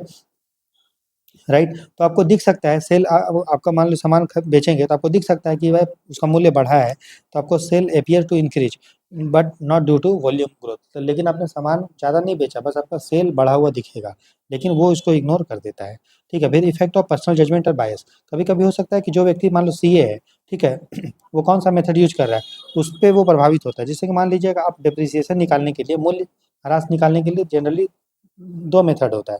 एक होता है रिटर्न डाउन वैल्यू मेथड, ठीक है, जिसमें डिप्रिसिएशन जो होता है उसका वैल्यू जो है वो चेंज होते रहता है, ठीक है, और स्ट्रेट लाइन मेथड में डिप्रिसिएशन का जो अमाउंट है वो सेम होता है।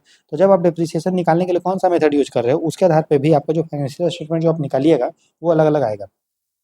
फिर इन्वेंट्री वैल्यूएशन मेथड के लिए आप क्या यूज़ कर रहे हो, first in first out use कर रहे हो या last in first out use कर रहे हो, तो उसके आधार पे भी आपका जो है एक्सपेंस और प्रॉफिट एंड लॉस अलग अलग होगा, ठीक है। फिर प्रोविजन निकालने के लिए, जो प्रोविजन के बारे में ऑलरेडी हमने देख लिया, तो प्रोविजन निकालने के लिए आप क्या क्या यूज करो उसके आधार पर भी जो दोस्तों आपका जो होगा पर्सनल बायस के आधार पर, है ना, व्यक्तिगत निर्णय के आधार पर भी आपका फाइनेंशियल स्टेटमेंट जो होगा वो डिफरेंट डिफरेंट डेटा दे सकता है, ठीक है। फिर डिफिकल्टी इन फोरकास्टिंग, कभी कभी फोरकास्ट करना भी कठिनाई होता है, क्योंकि जो स्टेटमेंट आप बना रहे हो उसमें पास्ट का रिजल्ट है, फ्यूचर में क्या होने वाला है वो आपको थोड़ी एग्जैक्टली पता चलेगा फ्यूचर, क्योंकि वो गवर्नमेंट के पॉलिसी पे और फ्यूचर जो मार्केटिंग पे वो सारा चीज़ पे डिपेंड करता है। तो पास्ट ट्रेंड के आधार पे, अतीत के रुझान के आधार पे भविष्य के बारे में प्रिडिक्ट करना सही नहीं है, ये इसका लिमिटेशन है। फिर लैक ऑफ क्वालिटेटिव फैक्टर, जो क्वालिटेटिव फैक्टर होता है, जो हमने जो आपको अकाउंटिंग पढ़ाए थे तो हम आपको बताए थे कि जो हम लोग अकाउंटिंग बनाते हैं तो हम लोग उसमें क्वांटिटेटिव चीज़ देखते हैं, ठीक है ना, जिसको हम लोग मनी में नाप सकते हैं। जो क्वालिटी चीज़ होता है उसको इग्नोर किया जाता है। जैसे कि मान लीजिए 2 वर्कर है, एक वर्कर जो है को सैलरी आप 10,000 दे रहे हो, दूसरे को भी 10,000 दे रहे हो, लेकिन जो फर्स्ट वर्कर है वो बहुत ज़्यादा एफिशिएंट है, वो ज़्यादा काम कर रहा है, ठीक है। तो आप उसको ऐसा तो नहीं दोगे, ज़्यादा एफिशिएंसी है तो उसको ज़्यादा पैसा तो नहीं दे रहे हो, दोनों को ज़्यादा एक ही दे रहे हो। तो जो क्वालिटेटिव एस्पेक्ट है जिसको आप मनी के मेजरमेंट में नहीं नाप सकते हो, जैसे मैनेजमेंट का एफिशिएंसी, एम्प्लॉय का मोरल, ठीक है, ब्रांड इमेज, छवि-ववि, तो इसको आप मनी के मेजरमेंट, मनी टर्म में नहीं लिख सकते हो, मनी मेजरमेंट कॉन्सेप्ट इसको बोलते हैं। तो वो फाइनेंशियल स्टेटमेंट जब बनाया जाता है तो उसका एनालिसिस करोगे तो आपको जो क्वालिटेटिव एस्पेक्ट है उसको इग्नोर करके बनाया जाता है, तो आपको एग्जैक्ट जो है कंपनी का नहीं पता चलेगा, ठीक है। उसके बाद ये टेबल है जो हमने अभी तक पढ़ाया, वो यहाँ पे लिखा हुआ है, comparative statement, common size, trend, ratio, cash flow, window dressing, price level, judgement bias, forecast limitation, qualitative aspect, gap, ठीक है। नेक्स्ट टॉपिक हम लोग पढ़ते हैं दोस्तों, उसका नाम है इन्वेंट्री वैल्यूएशन। जो हमारा भंडार है, जो हमारा मूल्य, जो हमारा माल है, माल के बारे में तीनों हमने देखा था।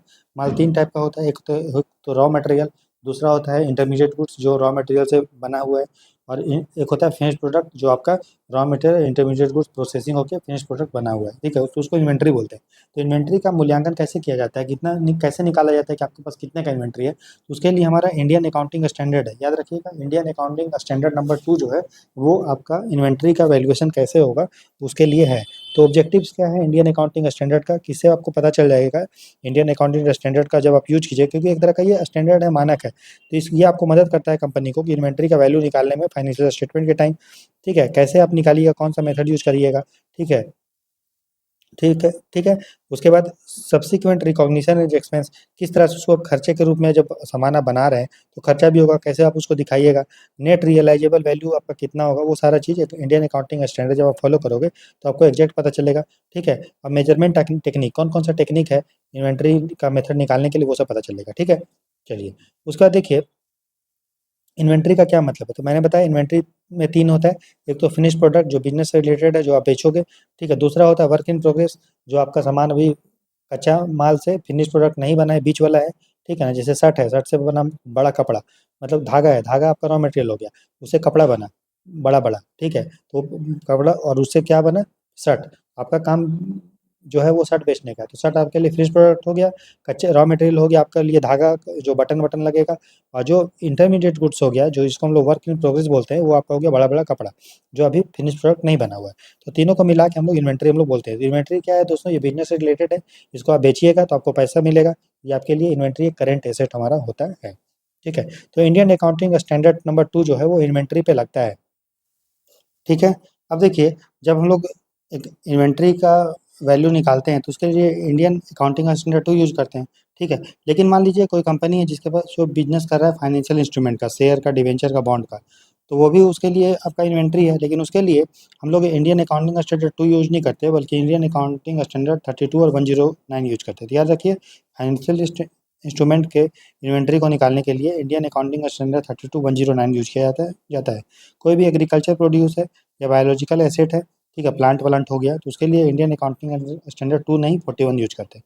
उसी तरह से इंडियन अकाउंटिंग स्टैंडर्ड जो 11 है वो यूज़ किया जाता है work in progress under construction contract. Construction के तहत कोई काम अगर हो रहा है, घर-वर बन रहा है, तो उसके लिए जो हमारा इन्वेंट्री अगर निकालेंगे तो उसके लिए 2 वाला यूज़ नहीं करते, इंडियन अकाउंटिंग स्टैंडर्ड 11 यूज़ करते हैं, ठीक है। अब देखो जब हम लोग इन्वेंट्री निकालते हैं तो उसका मूल्य कैसे निकालते हैं? उसका मूल्य हम लोग जब निकालते हैं तो एक तो आएगा उसका कितना हमको खर्चा पड़ा, और दूसरा आएगा नेट रियलाइजेबल वैल्यू, जब उसको आप बेचोगे तो आपको कितना पैसा मिल सकता है।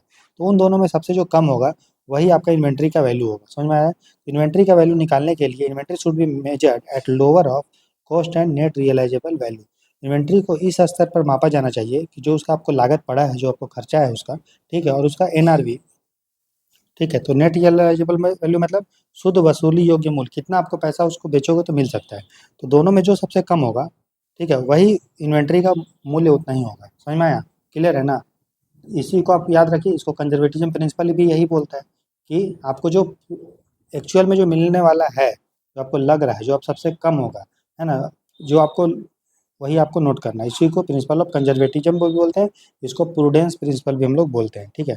अब हम लोग देखते हैं दोस्तों कि ये हम लोग जो पढ़े कि इन्वेंट्री का कॉस्ट, ठीक है, नेट रियलाइजेबल वैल्यू तो समझ में आ रहा है कि आप उसको जो बेचोगे तो कितना पैसा आपको मिल सकता है, ठीक है।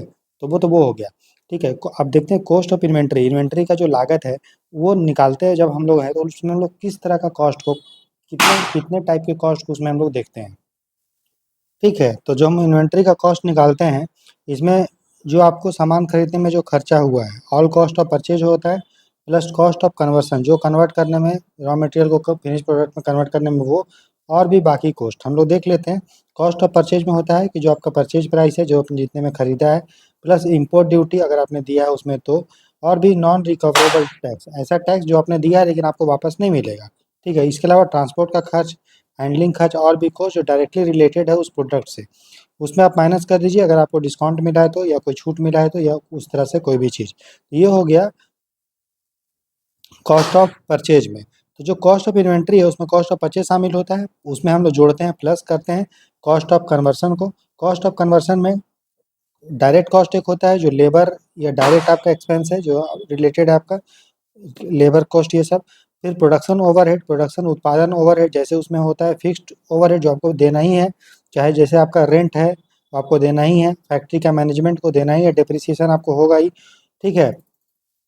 और वो एलोकेट कैसे किया जाता है? नॉर्मल कैपेसिटी बेसिस के आधार पे, सामान्य क्षमता के आधार पे उसको हम लोग आवंटन करते हैं। नॉर्मल कैपेसिटी क्या होता है? Average production expected under normal condition. तो सामान्य परिस्थितियों में अपेक्षित औसत उत्पादन को हम लोग नॉर्मल कैपेसिटी बोलते हैं, और उसी को ध्यान में रख के जो है फिक्स्ड ओवरहेड को एलोकेट किया जाता है। और एक वेरिएबल ओवरहेड होता है जो डिपेंड करता है कि कितना यूनिट आपने प्रोड्यूस किया, जैसे इनडायरेक्ट मटेरियल जो आपका अप्रत्यक्ष सामग्री है, या फिर इनडायरेक्ट लेबर, तो वो डिपेंड कर रहा है कि कितना आपने प्रोड्यूस करे, वो पर यूनिट पे डिपेंड कर रहा है।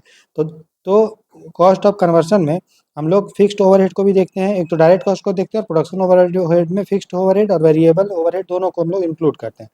If cost of conversion can, मान लो आपको नहीं पता चल रहा, छोटा-छोटा इंडस्ट्री है या फिर आपको नहीं पता चल रहा है उसका कि कॉस्ट ऑफ कन्वर्सन कितना है, तो हम लोग उसका मोटा-मोटी उसको एलोकेट करते हैं, मोटा-मोटी सेल के अनुसार कि ठीक है, हमने इतना का सामान बेचा है तो उसके रिस्पेक्ट में हमारा जो कॉस्ट ऑफ कन्वर्सन है वो इतना होगा, ठीक है।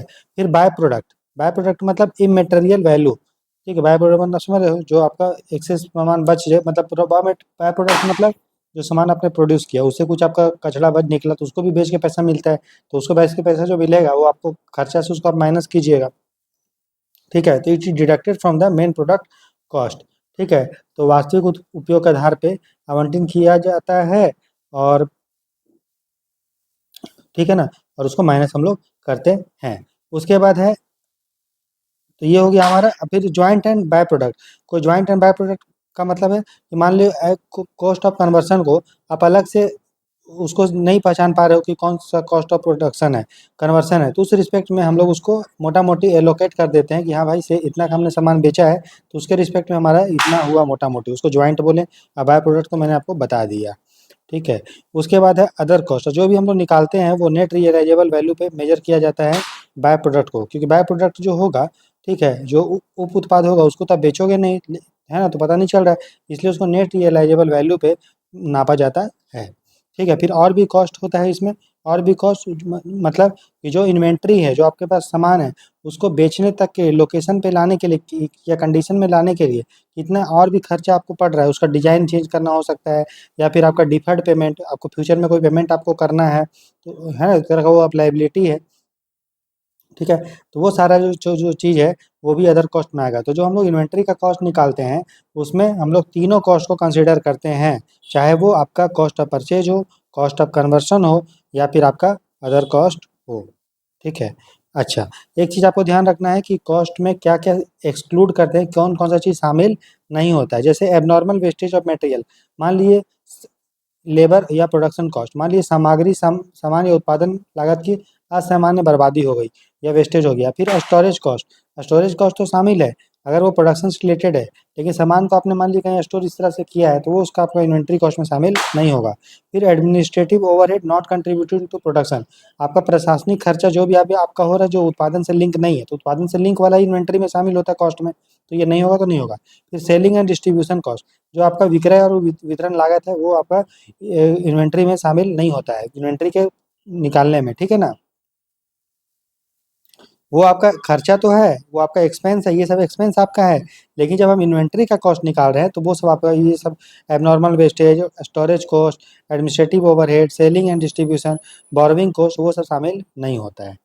उसका देखिए जो इन्वेंट्री का कॉस्ट, अगर हम कोई सर्विस प्रोवाइडर है, कोई सर्विस बेच रहा है, जैसे इन्फोसिस ये सब, वो सब क्या है, सॉफ्टवेयर सर्विस बेच रहा है, कोई एजुकेशन सर्विस बेच रहा है, तो उस समय में हम लोग उसका जो इन्वेंट्री का कॉस्ट निकालेंगे तो वो कैसे निकालेंगे, कॉस्ट ऑफ प्रोडक्शन कैसे निकालेंगे, जो आपका मेनली लेबर का जो कॉस्ट है प्लस जो एट्रीब्यूटेबल कॉस्ट है, ऊपरी व्यय जो है, इसमें एक्सक्लूड हम लोग कर देते हैं प्रॉफिट मार्जिन को, नॉन एट्रीब्यूटेबल ओवरहेड को, और सेलिंग एंड एडमिन स्टाफ का कॉस्ट जो है वो माइनस कर देते हैं। ठीक है। अब देखिए जो हम लोग कॉस्ट निकालते हैं इन्वेंट्री का, ठीक है, तो एक तो होता है अलग अलग टेक्निक यूज करते हैं।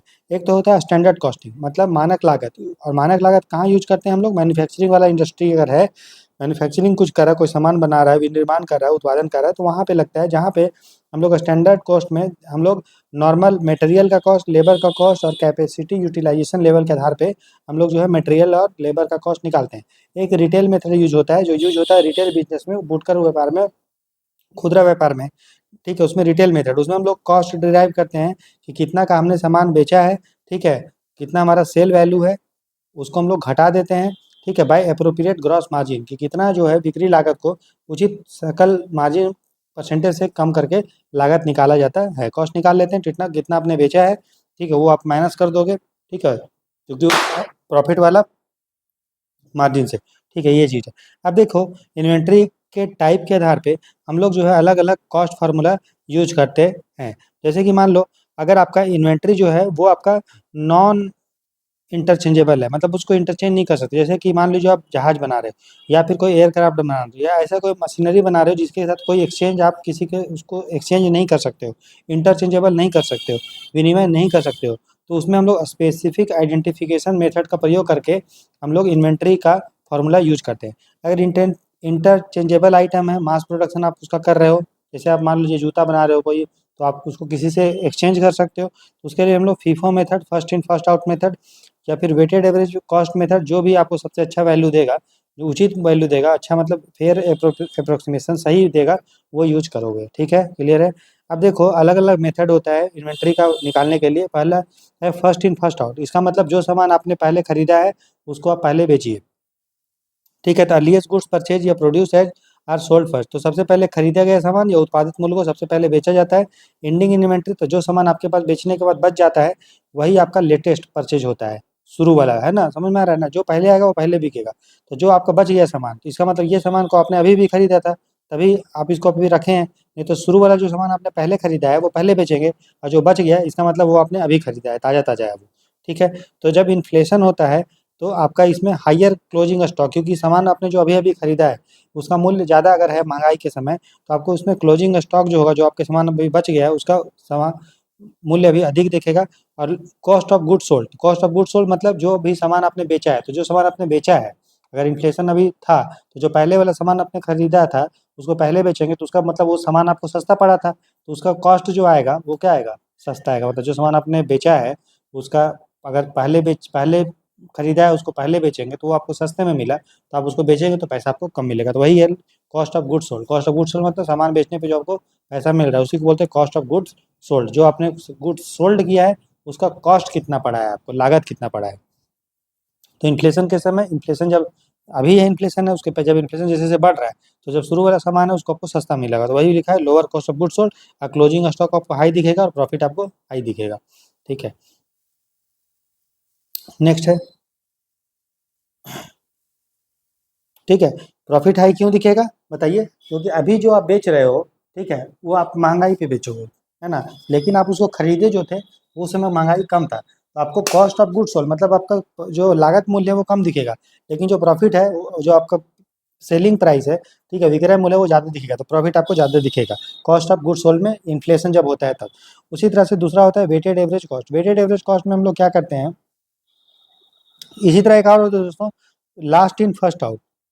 ठीक है, इसको फर्स्ट इन फर्स्ट आउट होता है, एक होता है लास्ट इन फर्स्ट आउट, जो लास्ट में आया उसको लास्ट में आपने खरीदा उसको पहले बेचो। ठीक है, फिर देखते हैं weighted average cost. Weighted average cost में हम लोग क्या निकालते हैं, हर हम लोग ये ऑलरेडी हमने इन्वेंट्री में जब एक क्वेश्चन लिया था, इसको हम लोग बताए थे, जैसे कि मान लिया आपने कोई सामान खरीदा, ठीक है, 5 पीस खरीदा 10 रुपये के हिसाब से तो 500 हुआ। ठीक है, फिर मान लीजिए आपने फिर 6 सामान खरीदा 150 के हिसाब से, तो कितना हुआ 900। तो इस तरह से आप लोग पर यूनिट टोटल निकाल लोगे कि 5 सामान खरीदे 100 रुपीज का, प्लस 6 खरीदे 900 का, तो टोटल और सामान कितना है आपका 11, 11 से डिवाइड कर दोगे तो इससे पर यूनिट कॉस्ट निकल जाएगा, उसी को हम लोग वेटेड एवरेज कॉस्ट करते हैं। इसमें ईच यूनिट का हम लोग कॉस्ट निकालते हैं, weighted average of cost of all similar item. ठीक है, it smooth out price fluctuation, तो इससे जो प्राइस में जो फ्लक्चुएशन होता है वो आपको एडजस्ट हो जाएगा, सुचारू बनाता है। ठीक है, फिर है net realisable value. Net realisable value का मतलब वही है इसका एस्टिमेटेड सेलिंग प्राइस, कि आप जो सामान बेच रहे हैं कितना आपको अनुमानित विक्रय मूल्य है, उसमें माइनस कर दीजिए एस्टिमेटेड कॉस्ट ऑफ कंप्लीशन, कि सामान जो आपने उसको कंप्लीट कर लेंगे, ठीक है, बना लेंगे, तो कितना जो है आपको वो खर्चा उसका है, तो उसे आपको आ जाएगा, उसमें माइनस कीजिए नेट एस्टिमेटेड सेलिंग एक्सपेंस, फिर बेचने में उसको आपको कितना खर्चा है। ठीक है, तो आप समझ में आ रहा है नेट रियलाइजेबल वैल्यू का मतलब अनुमानित विक्रय मूल्य, कितना का सामान आपको बिक सकता है, उसमें से माइनस करेंगे कितना का सामान आपको लागत उसका हुआ था, फिर उसमें से माइनस कर दीजिए कि बेचने में कितना खर्चा हो सकता है। जब दोनों को माइनस कर दोगे सेलिंग एस्टिमेटेड सेलिंग प्राइस पे, तो आपको आ जाएगा नेट रियलाइजेबल वैल्यू। हम लोग क्यों पढ़ रहे हैं नेट रियलाइजेबल वैल्यू, कि मैंने आपको बताया था इन्वेंट्री का जो हम लोग कॉस्ट निकालते हैं वो क्या निकालते हैं कि कितना आपका कॉस्ट हुआ है वो, और कितना आपका नेट रियलाइजेबल वैल्यू हो सकता है, दोनों में जो सबसे कम होगा उसी के आधार पर हम लोग लिखते हैं, है ना। तो की पॉइंट क्या है कि नेट रियलाइजेबल वैल्यू जो है जब नॉर्मल कंडीशन होता है, जब सब चीज़ समान परिस्थिति होता है, तो आपको मोटा मोटा ये एनुअल दे सकता है कितना पैसा आपको मिल सकता है। इस इन्वेंट्री जो है ओवर स्टेटेड नहीं होगा, क्योंकि इसमें आपने प्रूडेंस का प्रिंसिपल को यूज किया है, विवेक सिद्धांत यूज किया है। ठीक है, इससे आपको क्या होगा, करंट एविडेंस के आधार पे, रिलायबल एविडेंस के आधार पे आपको एस्टिमेशन निकल जाएगा। ठीक है, अब देखिए अगर मान लो कच्चा माल है, ठीक है, रॉ मटेरियल है, तो उसके लिए क्या क्या कंडीशन है, तो कंडीशन पहला है कि मान लीजिए अगर जो फिनिश गुड्स है उसका नेट रियलाइजेबल वैल्यू आपको अधिक आ रहा है और उसका फिनिश गुड्स का कॉस्ट प्राइस से अधिक आ रहा है, तो मैंने क्या बताया था, तो रॉ मटेरियल को आप मान लिया आपके पास कच्चा माल है, उसका जब आप फिनिश प्रोडक्ट उससे जो बनाएंगे आप, उसका जो नेट रियलाइजेबल वैल्यू है वो आपको अधिक आया, लेकिन जो आप उसका जो खर्चा आ रहा है सामान को बनाने का, ठीक है, वो आपको कम आ रहा है। ठीक है, तो मैंने आपको क्या बोला, जो दोनों में कम है वही करिएगा, तो रॉ मटेरियल को किस पे आप नोट करिएगा, कॉस्ट प्राइस पे।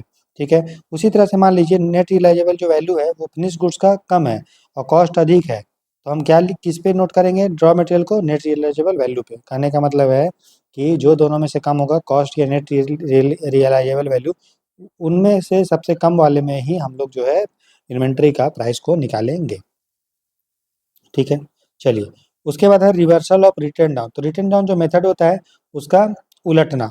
मान लीजिए if net realisable value increases, बाद में नेट रियलाइजेबल वैल्यू जो है आपका बढ़ गया किसी भी कारण से, है ना, अभी आपने नेट रियलाइजेबल वैल्यू निकाला, लेकिन कल को तो आपको कम आया, लेकिन कल को निकाल रहे हैं, मार्केट रिकवर हुआ, मार्केट में एकदम ग्रोथ होने लगा, तो आपको मान लो नेट रियलाइजेबल वैल्यू जो है वो अधिक आ गया, तो जो प्रीवियसली रिकॉग्नाइज जो लॉस है उसको हम लोग रिवर्स कर देंगे to the extent of original written down. जैसे मान लीजिए अभी आपका कॉस्ट है 1000 रुपीज़, नेट रियलाइजेबल वैल्यू है 800 रुपीज़, तो इन्वेंट्री को हम लोग किस पे रिकॉर्ड करेंगे, जो कम होगा नेट रियलाइजेबल वैल्यू पे 800 पे। नेक्स्ट ईयर मान लो नेट रियलाइजेबल वैल्यू 900 हो गया, तो इन्वेंट्री को हम लोग रीवैल्यू कर देंगे 900 पे। समझ में आ रहा है, क्योंकि अभी भी देखिए हमारा जो कॉस्ट है वो 10 1000 था, तो नेट रियलाइजेबल वैल्यू अभी भी देखिए कॉस्ट से कम हुआ, वो बढ़ा है, तो आप उसको प्रेजेंट के हिसाब से नोट करिएगा। नेक्स्ट ईयर जब हम रिवैल्यू करेंगे अभी उसको नेक्स्ट ईयर के हिसाब से, तो हम लोग उसको 900 कर लेंगे। लेकिन अगर मान लीजिए ये 900 की जगह नेट रियलाइजेबल वैल्यू 1100 हो जाता है, तब हम लोग कॉस्ट प्राइस पे 1000 पे करेंगे। ठीक है, क्लियर है, समझ में आ रहा है? तो ये है रिवर्सल ऑफ रिटेन डाउन। तो ऑल गुड्स सोल्ड, कोई भी सामान बेच रहे हो तो जो भी आपको खर्चा है उसको प्रॉफिट एंड लॉस अकाउंट में हम डेबिट करेंगे, क्योंकि जो भी आपका एक्सपेंस होता है वो सब हमको प्रॉफिट एंड लॉस अकाउंट में डेबिट की साइड लिखा जाता है। ये आपको मैंने रूल्स ऑफ डेबिट और क्रेडिट में पहले के क्लासेस में ऑलरेडी बता चुके हैं। अगर गुड्स आपका अनसोल्ड है, गुड्स आपका नहीं बिका हुआ है, तो नेट रियलाइजेबल वैल्यू आपका कम है तो कॉस्ट अधिक है, तो रिटर्न डाउन एक्सपेंस के रूप में उसको हम लिखते हैं। नेट रियलाइजेबल वैल्यू अगर बढ़ जाता है तो रिटर्न डाउन को हम लोग कम करते उल्टा कर देते हैं, और फिर दोबारा से हम लोग रिकॉग्नाइज करते हैं उसको इनकम के रूप में। ठीक है, राइट। अब देखो इन्वेंट्री को हम लोग जो रिकॉर्ड करते हैं, तो एक तो होता है पीरियोडिक इन्वेंट्री सिस्टम, आवधिक सूची प्रणाली, जिसमें फिजिकली रूप से मतलब एक व्यक्ति को जो है वो जा जाके जो है सामान को नापता मेजर करता है। ठीक है, तो इससे पता चल जाता है आपको कि जो सामान उसके पास है उसका कॉस्ट ऑफ गुड सोल्ड कितना है, मतलब कॉस्ट ऑफ गुड सोल्ड मतलब उसका लागत कितना है। कॉस्ट ऑफ गुड सोल्ड का फार्मूला होता है बराबर ओपनिंग स्टॉक, कि कितना का सामान अभी आपके पास है, प्लस परचेज कितना सामान आपने अभी खरीदा, और माइनस क्लोजिंग स्टॉक कितना भी सामान आपके पास बचा हुआ है। तो जब opening stock plus purchase minus closing stock कर दोगे तो कॉस्ट ऑफ गुड्स सोल्ड निकल जाएगा। तो पीरियोडिक इन्वेंट्री सिस्टम में इस तरह से करते हैं। एक होता है परपेचुअल इन्वेंट्री सिस्टम, ये आपको पीरियोडिकली किया जाता है, मतलब 2 महीना 3 महीना में। और परपेचुअल मतलब वो कंटिन्यूअस बेसिस पे किया जाता है, कभी कितना है, 2 घंटा बाद कितना इन्वेंट्री है, 3 घंटा बाद कितना है, आज कितना है, कल कितना है, ऐसा पीरियोडिकली। तो ये कंटिन्यूअस में रिकॉर्ड आप मेंटेन किया जाता है इसमें, और इसको जो है अपडेट भी किया जाता है, कितना सामान आपके पास आ रहा है, कितना जा रहा है। तो रियल टाइम में आपको कंट्रोल देता है कौन, परपेचुअल इन्वेंट्री सिस्टम, सतत इन्वेंट्री प्रणाली। इसका नाम ही है सतत, सतत मतलब जो कंटिन्यूअस हो। ठीक है, नेक्स्ट है method to determine the cost of inventory. Inventory का प्राइस को निकालने का, कॉस्ट को निकालने का जो अलग अलग मेथड है, एक होता है स्पेसिफिक आइडेंटिफिकेशन मेथड, ऑलरेडी हमने देख लिया है।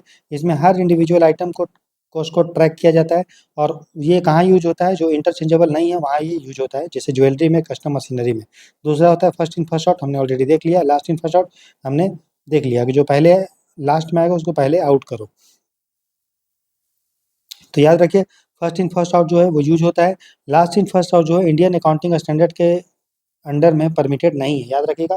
लास्ट इन फर्स्ट आउट जिसको लिफो बोलते हैं, जो पहले लास्ट में है उसको पहले आउट करो।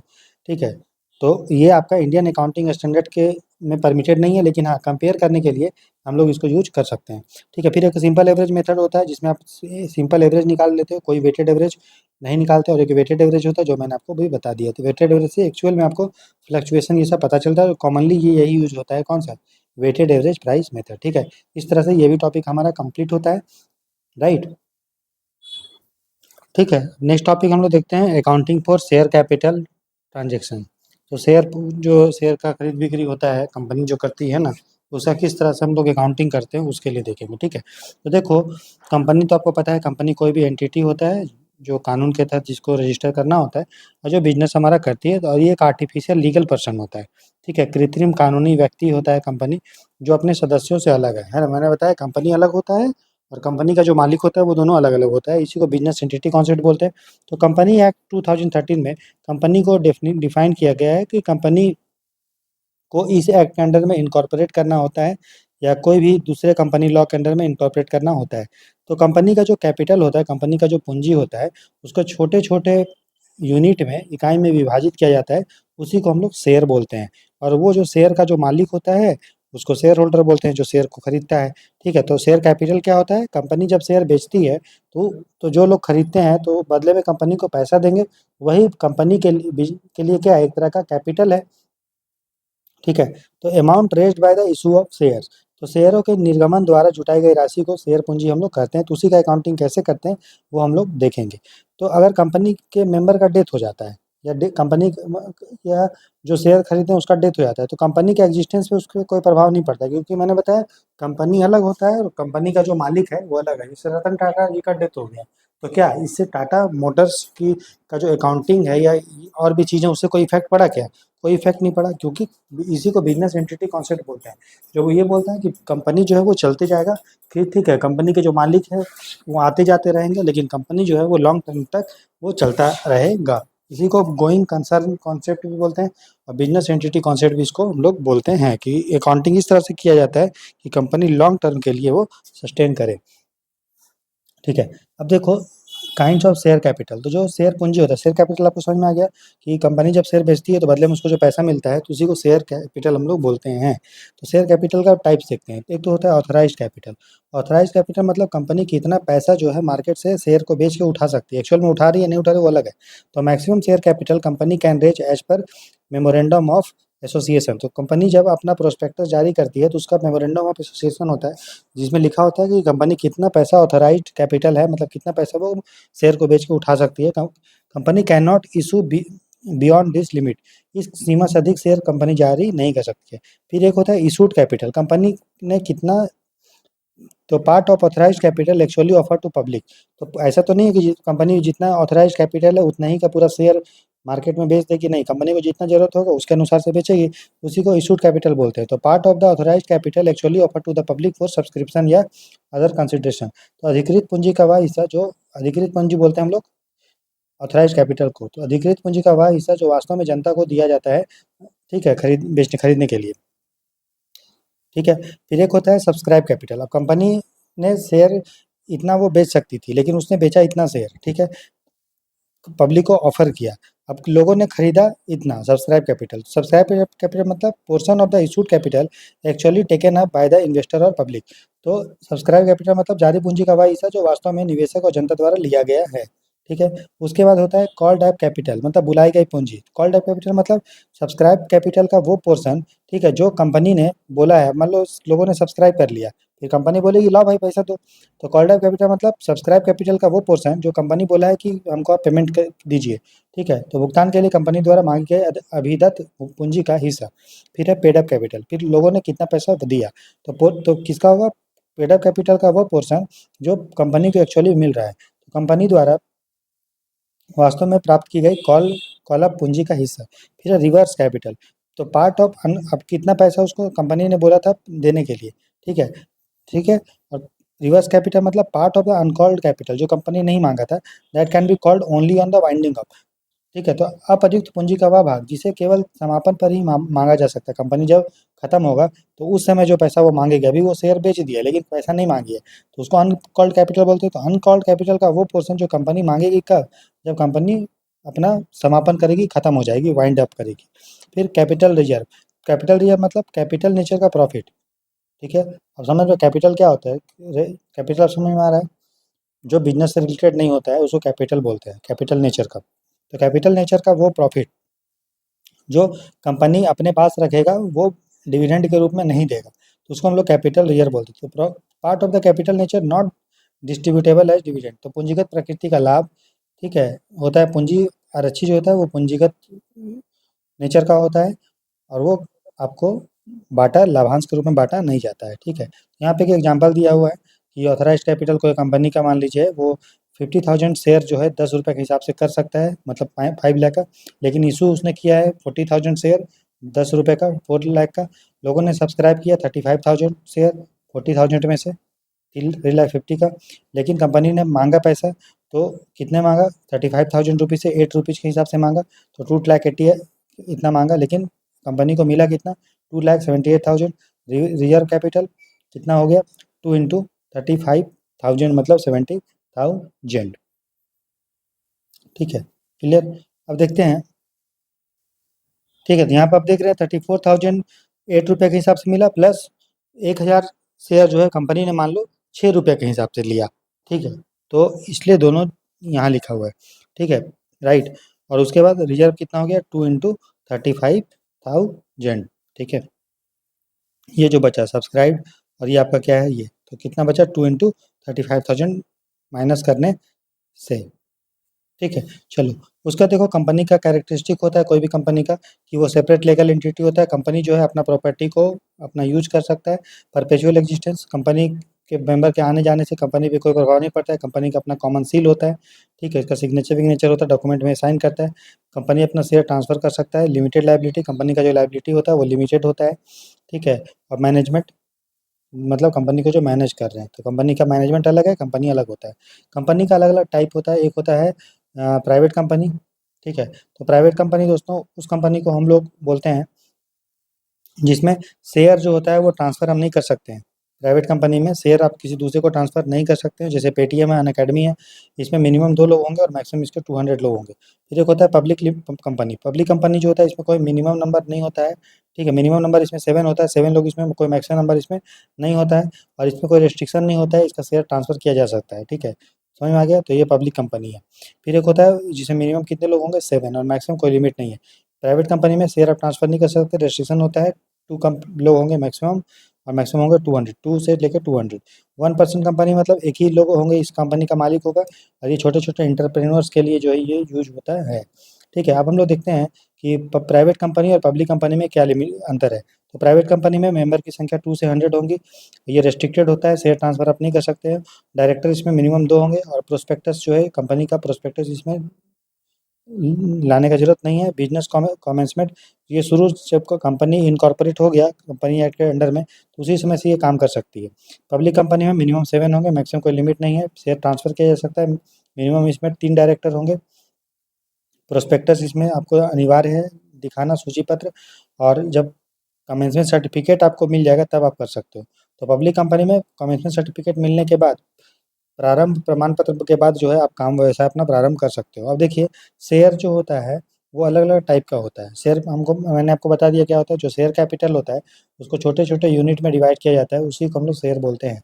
तो शेयर के अनेक टाइप्स होते हैं, तो ये आधार दिया हुआ है, ठीक है? और एक है इक्विटी शेयर, एक है प्रेफ़रेंशियल शेयर।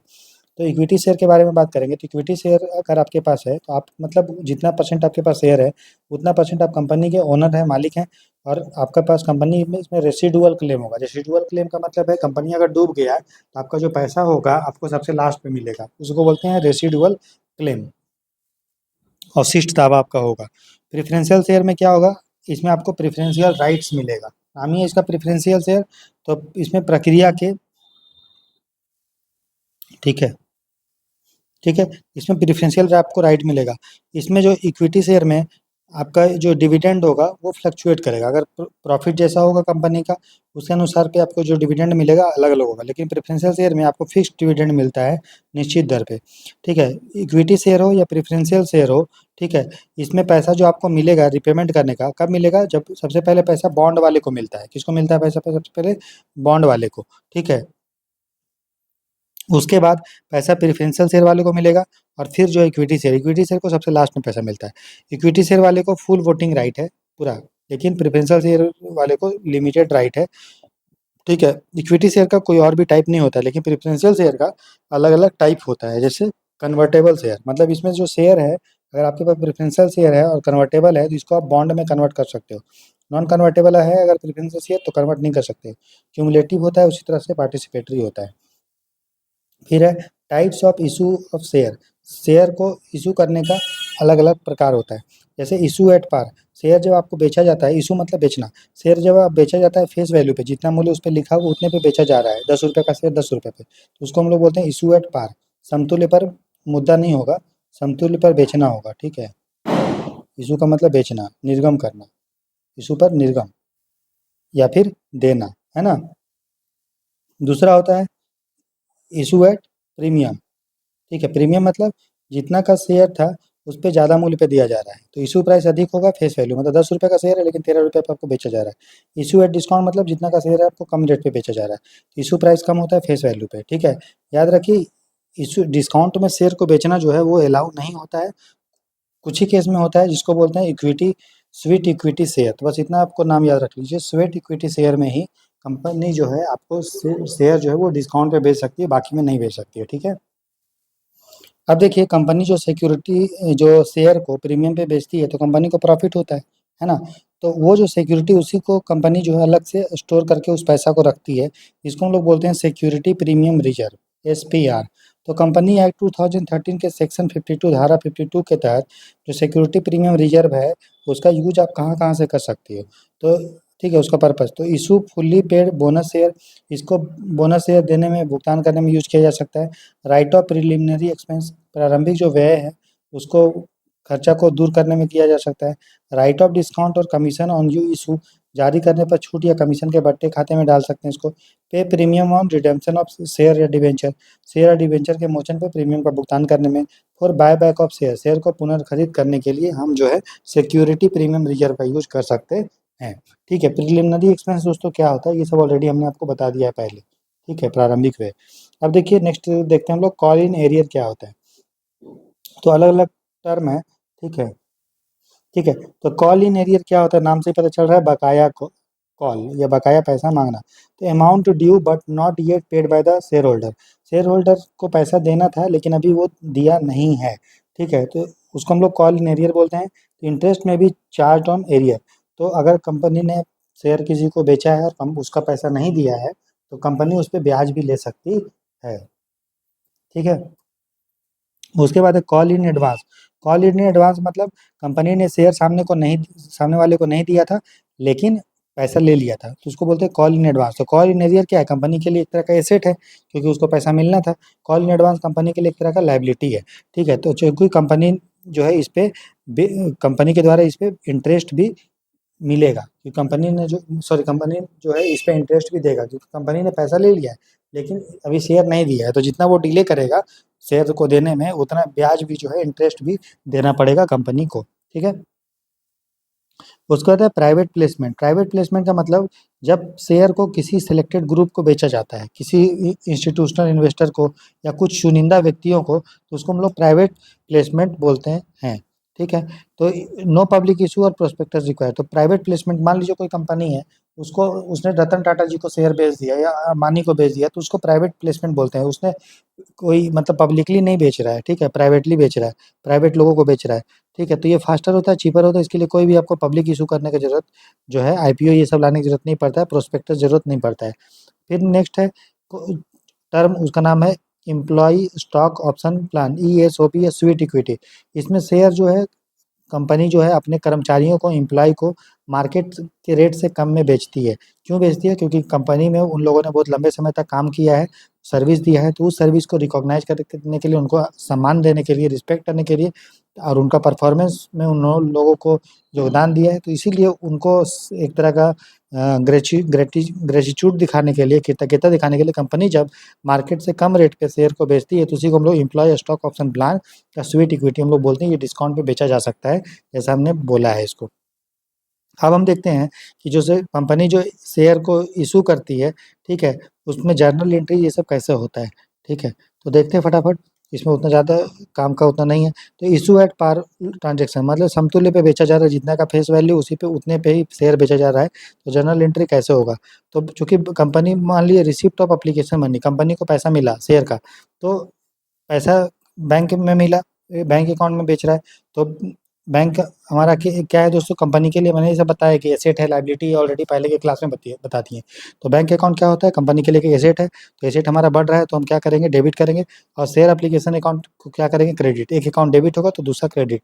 ऑन अलॉटमेंट, कंपनी ने शेयर को अलॉट कर दिया, दे दिया, ट्रांसफर कर दिया, तो शेयर अकाउंट एप्लीकेशन अकाउंट में जो पैसा था, अब उसको हम लोग इसमें क्रेडिट किए हैं, तो इसमें हम लोग डेबिट कर देंगे। और वो पैसा कहाँ चला जाएगा, शेयर कैपिटल अकाउंट में, तो उसको या फिर बैंक अकाउंट में, ठीक है, या शेयर अलॉटमेंट में, तो वो क्रेडिट हो जाएगा।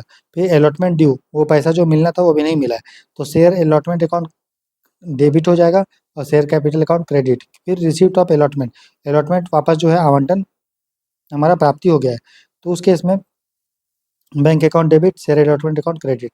कॉल मनी, कंपनी ने पैसा मांगा है लेकिन वो ड्यू है, नहीं मिला, तो शेयर कॉल अकाउंट डेबिट और share capital account credit. Call money receipt में bank account debit, share call account credit. समझ में आए तो ठीक है, नहीं समझ में आए तो कोई बात नहीं, उतना इंपॉर्टेंट भी नहीं है। ठीक है, ऊपर ऊपर देख लेना है, ये सब पूछेगा नहीं, क्योंकि उतना ज़्यादा आपको अकाउंटिंग का एग्जाम देने का जरूरत नहीं है। ठीक है, ये सब कौन क्रेडिट हुआ, कौन डेबिट हुआ, मोटा मोटा जो हमने आपको बताया है उस तरह से आप समझिएगा।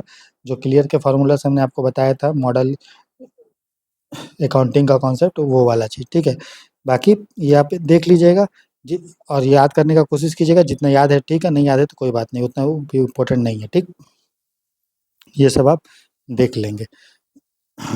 राइट, उसके बाद है four features and Risu of shares. ठीक है, शेयरों की जब्ती और पुनः जारी करना। ठीक है, तो फोर फीचर ऑफ शेयर का क्या मतलब होता है, शेयरों की जब्ती का मतलब, when a shareholder fails to pay allotment और कॉल, जब शेयर होल्डर पैसा नहीं दे पा रहा है, तो उस केस में कंपनी जो है उसको जो जो अलॉट किया है शेयर, वो वापस कैंसिल कर देती है। ठीक है, और जो अमाउंट उस कंपनी ने रिसीव किया है, वो भी अमाउंट जो है कैपिटल प्रॉफिट के रूप में चला जाता है। पहले से प्राप्त राशि पूंजीगत लाभ हो जाता है। जैसे समझिए, आप समझिए ऐसे कि मान लीजिए कंपनी ने शेयर बेचा था 10,000 रुपीज़ का, ठीक है, और बदले में एक व्यक्ति था ए, उसने शेयर जो है का पैसा जो है 500 रुपया दिया, बाकी का 95 100 नहीं दिया। तो कंपनी इसको नोटिस देगा कि भाई पैसा दो, पैसा दो। जब देख रहा है कि भाई नोटिस वोटिस देने के बाद भी कंपनी नहीं दे रहा है, तो कंपनी ये जो शेयर अलॉट किया है ये कैंसिल कर देगा, ठीक है। और इसके पास ये शेयर खत्म हो जाएगा, और ये जो 500 रुपया है वो कंपनी वापस इसको नहीं करेगा, वो पैसा इसके पास वापस अपने पास रहेगा, वो प्रॉफिट के रूप में कंपनी को दिखेगा, ठीक है। समझ में आया? तो कंपनी उसको पैसा ले लेगा, देगा वापस नहीं, जो लिया है वापस नहीं करेगा, ठीक है। उसको बोलते हैं फॉरफीचर ऑफ शेयर, शेयरों की जब्ती, ठीक है, क्लियर है। फिर उसके बाद तो अब शेयर जो है कंपनी के वापस आ गया। फिर उसके बाद कंपनी उसको री इशू करती है, वापस जारी करती है, तो उसी को बोलते हैं री इशू ऑफ फॉरफिटेड शेयर, ठीक है, जब्त शेयरों का पुनः जारी करना, ठीक। तो ये चीज़ आपको ध्यान रखना है। फिर है नेक्स्ट है इशू ऑफ राइट शेयर, ठीक है, इशू ऑफ राइट शेयर्स, तो राइट शेयरों का निर्गमन। तो राइट इशू क्या होता है दोस्तों? मान लीजिए आपके पास कंपनी का शेयर था, ठीक है, आप ए व्यक्ति थे, आपके पास कोई भी कंपनी का जो है 100 शेयर था, मान लो बी कंपनी का, ठीक है, आपके पास। फिर कंपनी मान लो आपको फिर 200 शेयर आपको दे रही है, पूछ रही है आपसे कि आप लीजिएगा, तो उसी को हम लोग राइट इशू बोलते हैं। तो राइट इशू का मतलब offer to existing share holder to buy additional share at discounted price और a on a pro rata basis. तो मौजूदा शेयर धारकों को अनुपातिक आधार पर रियायती मूल्य पर अतिरिक्त शेयर खरीदने का जो प्रस्ताव होता है, वो राइट शेयर हम लोग होता है, ठीक है। तो इसका फीचर क्या है? ये जो है एग्जिस्टिंग शेयर होल्डर को, जो वर्तमान शेयर होल्डर है मौजूदा, उसको दिया जाता है। करंट होल्डिंग के प्रोपोर्शन में दिया जाएगा, कितना दिया जाएगा वो डिपेंड करेगा कि आपके पास कितना है। मार्केट प्राइस के डिस्काउंट पे दिया जाता है, ये आपका राइट होता है, कोई ऑब्लिगेशन नहीं होता। आपको भी ये अधिकार होगा कि हाँ भाई चलो ये आपको ये दिया जा रहा है, लेकिन आपको ये खरीदना ही पड़ेगा, ये आपके लिए ऑब्लिगेशन नहीं है। इसका ऑब्जेक्टिव क्या होता है? ऑब्जेक्टिव यही होता है कंपनी का कि कंपनी जो है जब देख रही है कि एक व्यक्ति है, इसने कंपनी का शेयर रखा है लंबे समय तक, तो कंपनी उसको अधिकार देती है कि हाँ भाई चलो ठीक है, ये तुम शेयर तुमको चाहिए तो ये ले लो, ठीक है, डिस्काउंट पे। तो ये कंपनी को जब एक्सेस अधिक पैसे का ज़रूरत पड़ता है तो ये काम करती है। तो इससे बेनिफिट क्या होगा कंपनी को? कंपनी को बेनिफिट यही होगा कि आसानी से वो कैपिटल रेज़ भी कर जाएगा, जल्दी से शेयर होल्डर का कॉन्फिडेंस को भी ये गेन कर पाए, कि शेयर होल्डर को भी लगे हाँ भाई चलो हमको कंपनी इज़्ज़त देती है, पूछी है हमसे, ठीक है। और डेट का बर्डन, कंपनी को उधार में पैसा नहीं लेना पड़ेगा बैंक से, ठीक है, वो पैसा उसका जो बोझ होगा कर्ज का वो कम होगा। शेयर होल्डर को क्या होगा फ़ायदा कि कम रेट पे उसको नया-नया शेयर मिल जाएगा और उसका कंट्रोल भी रहेगा, ठीक है, क्योंकि शेयर उसी के पास है, किसी दूसरे के पास नहीं गया है कि दूसरे के पास जाता तो उस व्यक्ति का जिसके पास शेयर था उसका वोटिंग परसेंटेज कम हो जाता, क्योंकि शेयर बाकी और भी बँट गया दूसरे के पास। समझ में आ रहा है? जैसे कि मान लीजिए कंपनी पहले 100 शेयर की जारी की थी, तो आपके पास 10 शेयर था, 100 10, तो आपके पास वोटिंग कितना हो गया? 10%। कल को कंपनी जो है 200 शेयर जारी की, ठीक है, राइट? अब आपके पास 200 जारी की, अभी आपके पास 10 शेयर ही है या 15 शेयर है जो भी, तो अभी आप परसेंटेज निकालिएगा तो आएगा 10/200 इंटू 100, मतलब आ जाएगा कितना? 5%, ठीक है, मतलब आपका वोटिंग क्या हो गया? कम। लेकिन अगर ये शेयर आप ही के पास चला जाता तो आपका जो है कोई उसमें कंट्रोल जो है डाइल्यूट नहीं होता, वोटिंग परसेंटेज और आपका कंट्रोल, है ना? डिसएडवांटेज क्या है कि कंपनी अगर मान लीजिए मार्केट में बेचती तो उसको हो सकता है ज़्यादा पैसा मिलता, ठीक है, और प्लस नंबर ऑफ शेयर बढ़ जाने से तो अर्निंग पर शेयर कम हो जाएगा, नहीं हो जाएगा? अगर नंबर ऑफ शेयर पहले अब क्या होगा देखो, मान लो 100 शेयर था तो कंपनी को मान लीजिए 1000 प्रॉफिट होता, तो एक शेयर पे आपको 10 रुपीज़ मिल रहा होता। कल को कंपनी को मान लीजिए कंपनी ने 200 शेयर जारी किया और कंपनी को मान लीजिए 1500 भी प्रॉफिट हो रहा है, तो आपका जो प्रॉफिट जो है वो आपका कितना हो जाएगा? 7.5 रुपीज़ हो जाएगा पर शेयर, तभी 200 पे हो जाएगा 1500, है ना? राइट? तो इससे क्या होगा? अर्निंग पर शेयर जो है होता है वो हमारा कम हो जाता है, ठीक है, राइट? और आपका कैश का भी शॉर्टेज होता है। कंपनी के अगर मान लो कंपनी शेयर अपना डिस्काउंट पे बेच रही है, तो मार्केट में क्या होगा लगेगा? मार्केट में लगेगा अरे कंपनी के पास पैसा नहीं था, तो वो क्या कर रही है? पैसा लेने के लिए जो है शेयर अपना बेच रही है कम रेट पे। नहीं तो अच्छी कंपनी क्यों कम रेट पे बेचेगी? तो इससे कंपनी का जो रेपुटेशन है, ठीक है, उसका जो हमारा नाम है, प्रतिष्ठा है, वो भी प्रभावित होता है। ठीक है, तो एक फ़ॉर्मूला होता है वैल्यू ऑफ राइट, मतलब जो राइट इश्यू वाला जो शेयर होता है उसका वैल्यू कितना होता है, बराबर market price of share, share का मार्केट प्राइस कितना था, minus price offered for right share कि अभी आपको कितना में दिया गया था, by number of share to get one right share plus one. मतलब आपको कितना शेयर जो है आपको पास था to get one right share, एक शेयर राइट शेयर वाला लेने के लिए आपके पास कितना शेयर होना चाहिए प्लस वन, इससे आपको वैल्यू ऑफ राइट्स मिल जाएगा। तो वैल्यू ऑफ राइट बराबर शेयर का मार्केट प्राइस कितना था, कितने में आपको मिला, और राइट शेयर को लेने के लिए आपके पास कितना शेयर होना चाहिए, ठीक है, उसको डिवाइड कर देंगे और प्लस वन जोड़ देंगे तो आपको मिल जाएगा वैल्यू ऑफ राइट। ठीक है, ठीक है।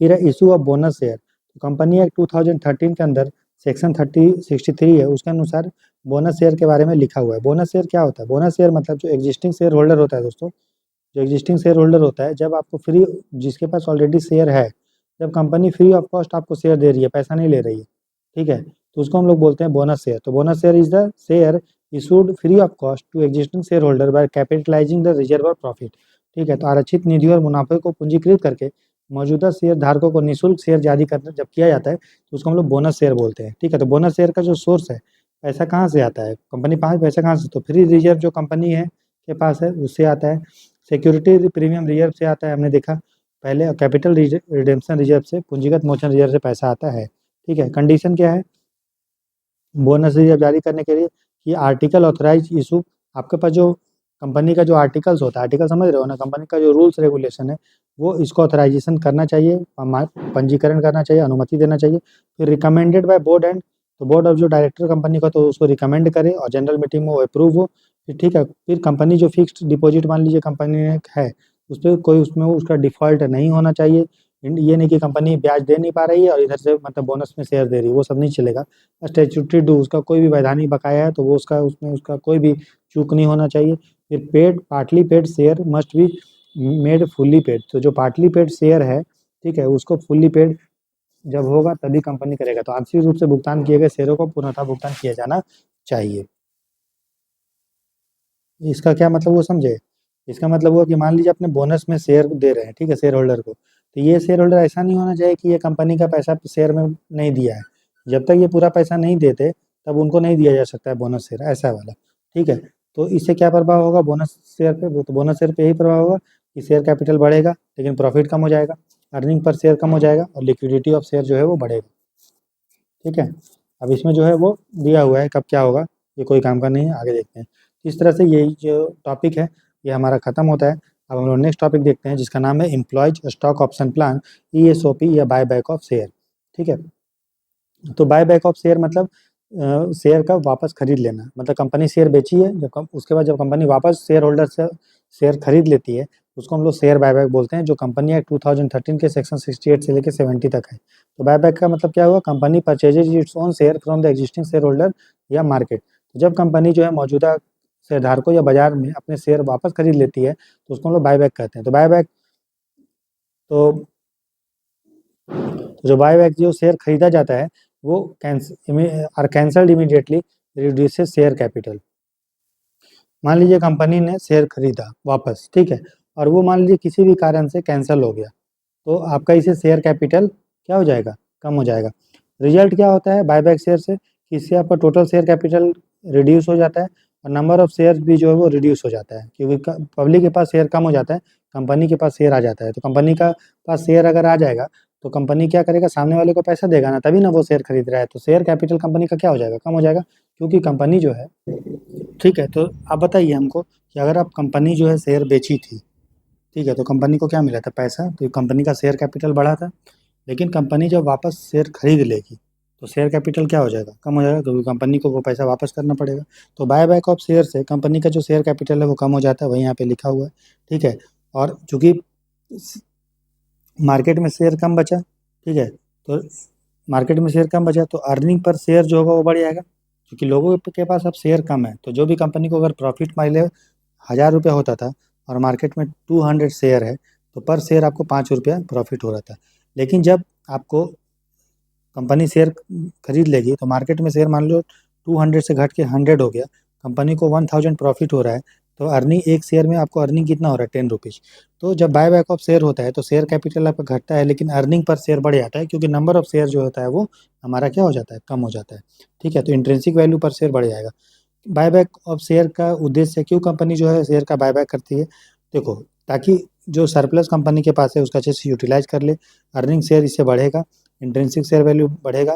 प्रोमोटर का जो होल्डिंग, अब कंपनी जब शेयर खरीद लेगी तो वो किसके पास जाएगा? कंपनी के प्रोमोटर के पास, कंपनी के मालिक लोग के पास, है ना। तो इससे कंपनी का जो प्रोमोटर होल्डिंग है उसका बढ़ जाएगा, ठीक है। फिर कंपनी के पास अगर शेयर है तो शेयर किसको बेचना है किसको नहीं बेचना है कंपनी डिसाइड करेगी। तो अगर उसके कॉम्पिटिटर अगर गलती तरीका से अगर कंपनी को लेने का कोशिश करते हैं तो नहीं ले पाएंगे, क्योंकि कंपनी अब डिसाइड करेगी जिसको हमको बेचना है वो बेच सकती है। तो प्रमोटर को हिस्सेदारी को समझ सुनिश्चित करना, प्रतिस्पर्धा द्वारा शत्रुतापूर्ण अधिग्रहण को रोकना, ठीक है। फिर support market price of share, इसके द्वारा कंपनी में मार्केट शेयर का कितना मार्केट प्राइस होगा वो भी रेगुलेट कर सकती है। Adjust capital structure to optimal debt equity level, कि कितना कंपनी अपना शेयर रखना चाहती है, कितना मार्केट से लोन लेना चाहती है, वो भी एडजस्ट अपना कर सकती है, ठीक है। अब देखो सोर्सेज फॉर बायबैक, तो कंपनी जो शेयर खरीदती है तो बदले में पैसा देगी, तो पैसा वो कहाँ से लाती है? वही है सोर्सेज फॉर बायबैक। तो कंपनी में परचेज इट्स ओन शेयर कहाँ से? तो एक तो वो फ्री रिजर्व अगर बनाई होगी, ठीक है, निःशुल्क रिजर्व, या फिर सिक्योरिटी प्रीमियम अकाउंट से, या फिर proceed of issue of other security not of same kind, ठीक है। तो ये चीज़ है।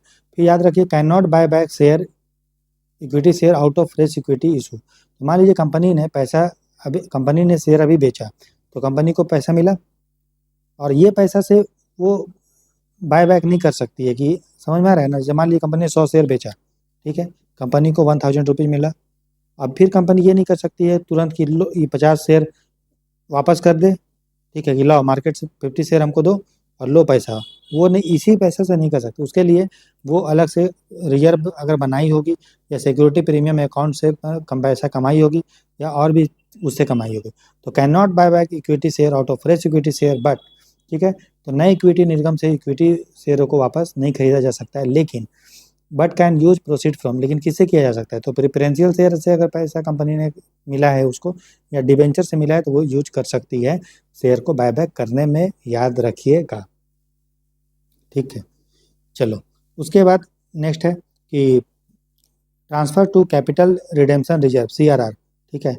तो if buyback is out of free reserve, मान लीजिए कंपनी ने फ्री रिजर्व से बायबैक किया है, तो जो भी पैसा है तो ट्रांसफर अमाउंट, पैसा कहाँ से जाएगा? ट्रांसफर अमाउंट से nominal value of share bought back to CRR। ये सब उतना नहीं है, छोड़ दीजिए, उतना उतना घुस घुस के नहीं पूछेगा, ठीक है। अब देखो free reserve usable for buyback, ठीक है, बायबैक के लिए उपयोग योग्य निःशुल्क आरक्षित निधि, ठीक है।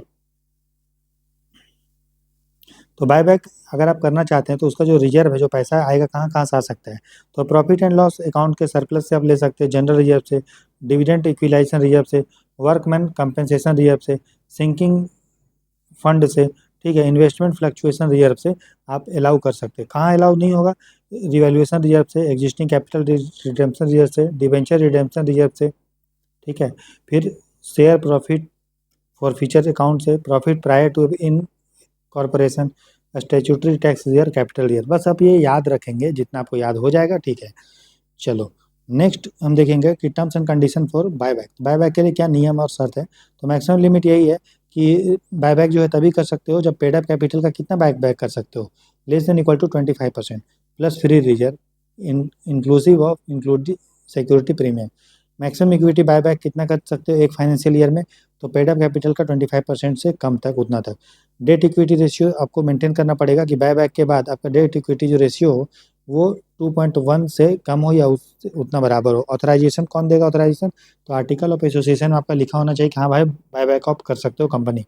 अप्रूवल लेने के लिए आपका जो जनरल मीटिंग होगा उसमें स्पेशल रिजोल्यूशन विशेष प्रस्ताव लाना पड़ेगा, और अगर 10% से कम बोर्ड ऑफ रिजोल्यूशन, आपका कम से कम 10% जो है आपका मेंबर का, उसमें प्रस्ताव होना चाहिए।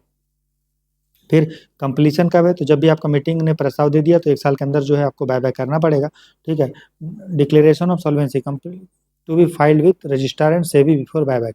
तो कंपनी बायबैक करने से पहले जो है सेबी को, और जो रजिस्ट्रार होता है कंपनी का, ठीक है, जो गवर्नमेंट ऑफिसर होते हैं, उसको बताना पड़ेगा कि कंपनी का कोई भी दिवालिया भी नहीं है, कंपनी अपना टाइम से सब लोन वोन और इंटरेस्ट पेमेंट कर रही है।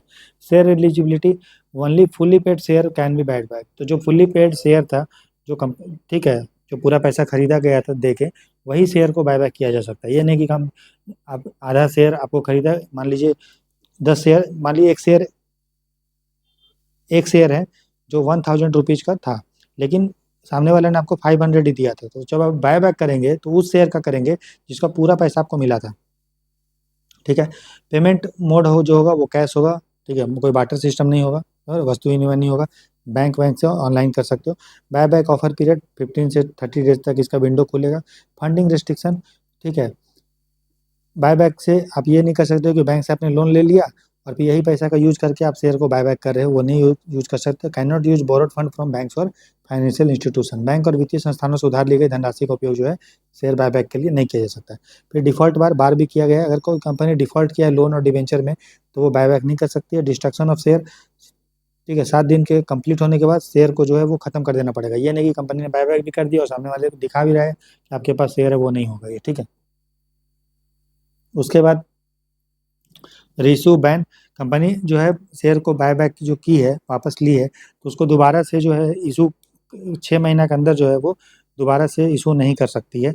हालांकि हाँ कुछ चीज़ में कर सकती है, अगर बोनस से शेयर देना है या ईएसओपी जो हम देखें ऊपर, या स्वेट इक्विटी या कन्वर्सन ऑफ वारंटी डिवेंचर, उन केसों में। तो याद रखिए जनरली जो है शेयर जो आप कंपनी ने बायबैक कर लिया है उसको 6 मंथ्स के तक जो है वो उस पे के वापस बेचने पे जो है वो पाबंदी है। ठीक है। उसके बाद ये यहाँ पे जर्नल एंट्री दिया गया बायबैक का, कोई काम का नहीं है। आगे देखते हैं। ठीक है।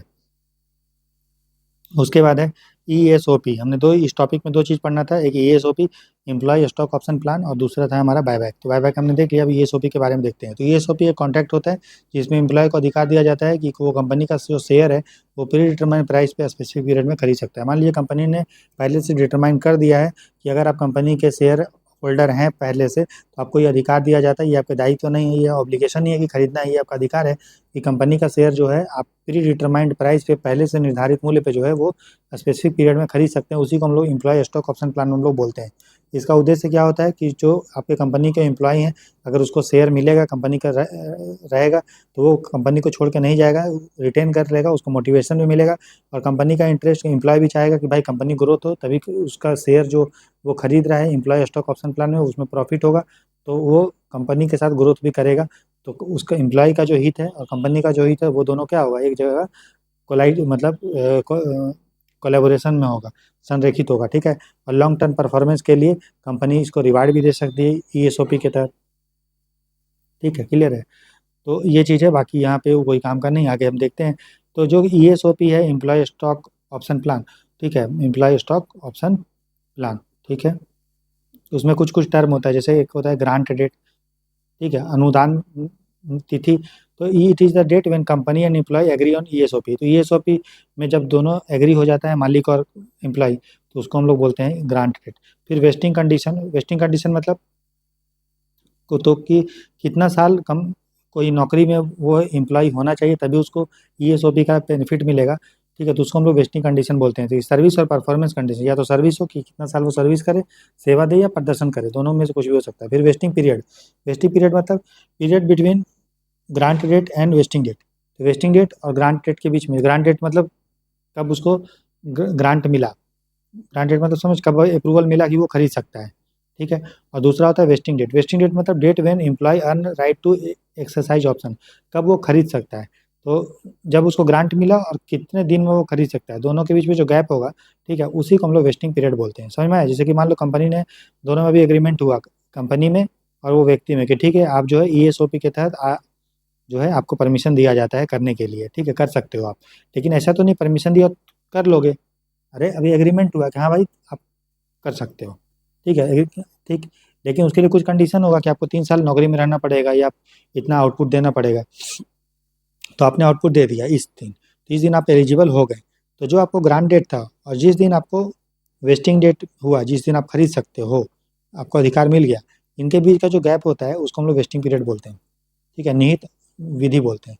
तो ठीक है, आपको निहित विधि, निहित तिथि और एक्सरसाइज डेट, एक्सरसाइज डेट मतलब period after wasting during which option can be exercise. तो आपने अधिकार आपको मिल गया, लेकिन किस दिन आप वो कर रहे हो पीरियड में, उसको एक्सरसाइज पीरियड बोलते हैं। व्यायाम नहीं होगा, इसको एक्सरसाइज ही रखिए। ठीक है, इसको क्या रखिए, एक्सरसाइज। फिर एक्सरसाइज प्राइस मतलब कितने पे आपको मिल रहा है। Intrinsic value difference between market price minus excise value, कि मार्केट में कितना मिल रहा था और आपको कितना मिला, दोनों का डिफरेंस जो होगा वो इंट्रिंसिक वैल्यू हो जाएगा। ठीक है, अब देखो जो ईएसओपी है उसके तहत हम लोग निकालते हैं, एक तो intrinsic value method. Intrinsic value method मतलब कितने का वो था,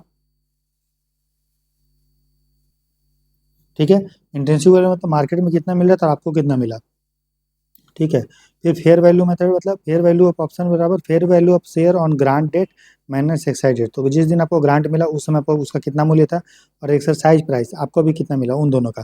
फिर अनलिस्टेड कंपनी के बारे में अगर हम बात करेंगे तो ये वैल्यूएशन रिपोर्ट जारी करता है, इंडिपेंडेंट एक वैल्यूअर होता है, स्वतंत्र मूल्यांकन करता होता है, उसके द्वारा जो है वो वैल्यू निकालता है कि अभी उसका शेयर का कितना वैल्यू है, जो कंपनी अनलिस्टेड होती है। क्योंकि लिस्टेड कंपनी तो निकाल सकती है ना कि उसका मार्केट प्राइस पता चल जाएगा, ठीक है, सारा चीज़, लेकिन जो अनलिस्टेड कंपनी जो शेयर मार्केट में लिस्टेड ही नहीं है तो उसका मार्केट प्राइस कैसे पता चलेगा, तो उसके लिए वो इंडिपेंडेंट वैल्यूअर के द्वारा वैल्यूएशन रिपोर्ट के द्वारा जो है वैल्यू निकालता है, ठीक है। फिर है रिकॉग्निशन ऑफ एक्सपेंस, खर्चा का व्यय का पहचान, तो जो लॉस होता है कंपनी को वो एम्प्लॉय कंपेंसेशन के तहत एक्सपेंस माना जाता है। फिर रिकॉग्नाइज ओवर वेस्टिंग पीरियड, ठीक है, ये अब छोड़ दीजिए, ये कोई काम का नहीं है, अब छोड़िए, ठीक है, ये नहीं पूछेगा।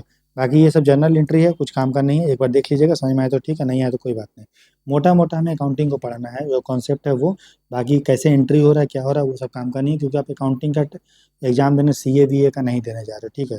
चलो ठीक है दोस्तों, तो कल मिलते हैं। तो अकाउंटिंग में आज हम लोगों ने, ठीक है, अकाउंटिंग में आज हम लोगों ने 5 टॉपिक को अच्छे से पढ़ा, डिटेल में समझ में भी आपको आ गया होगा मोटा मोटी, ठीक है। तो कंपनी का फाइनल अकाउंट देखें, फाइनेंशियल स्टेटमेंट एनालिसिस देखें, इन्वेंट्री वैल्यूएशन देखें, accounting for share capital transaction देखा हम लोगों ने, और ईएसओपी और बायबैक ऑफ शेयर के बारे में बात की है, कैसे कैसे होता है, क्या क्या उसका प्रोसीजर है, सारा चीज़, ठीक है। तो कल मिलते हैं। और कल जो है हम लोग, कल जो हम लोग सोशल सिक्योरिटी में जो गवर्नमेंट स्कीम, जो सोशल सिक्योरिटी में गवर्नमेंट स्कीम्स पूछता है, ठीक है। तो सोशल सिक्योरिटी में हम लोग गवर्नमेंट स्कीम को कल देखेंगे, और इंडस्ट्रियल रिलेशंस जो टॉपिक है उसको भी हम लोग कल जो बचे हुए पोर्शन है वो कर लेंगे। सोशल सिक्योरिटी में ऑलरेडी हमने क्लास लिया है, उसमें जो अभी हम लोग कर क्या रहे हैं, जो जो चीज़ बचा हुआ है, छूटा हुआ चीज़ है, उसको हम लोग कर रहे हैं, ताकि 31 अक्टूबर तक आपका पूरा सिलेबस जो है वो कंप्लीट हो जाए, ठीक है।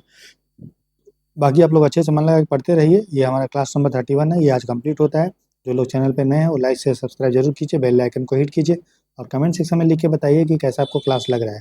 आप लोग देख लेते हैं लेक्चर को, लाइक नहीं करते, लाइक कीजिए, सब्सक्राइब कीजिए, मज़ा आ रहा है तो कमेंट भी कीजिए, ठीक है। चलो कल मिलते हैं, अच्छे से मन लगा के पढ़ो, जितना हम पढ़ा दे रहे हैं आपको, और हम नवंबर तक जितना आपको पढ़ाएंगे उसके दम पे आपका ईपीएफओ का एग्जाम निकल जाएगा। बस आपको जो पढ़ाया जाता है उसको मल्टीपल टाइम आपको रिवाइज करना है, ठीक है। चलिए, God bless you, good night, take care दोस्तों, बाय बाय।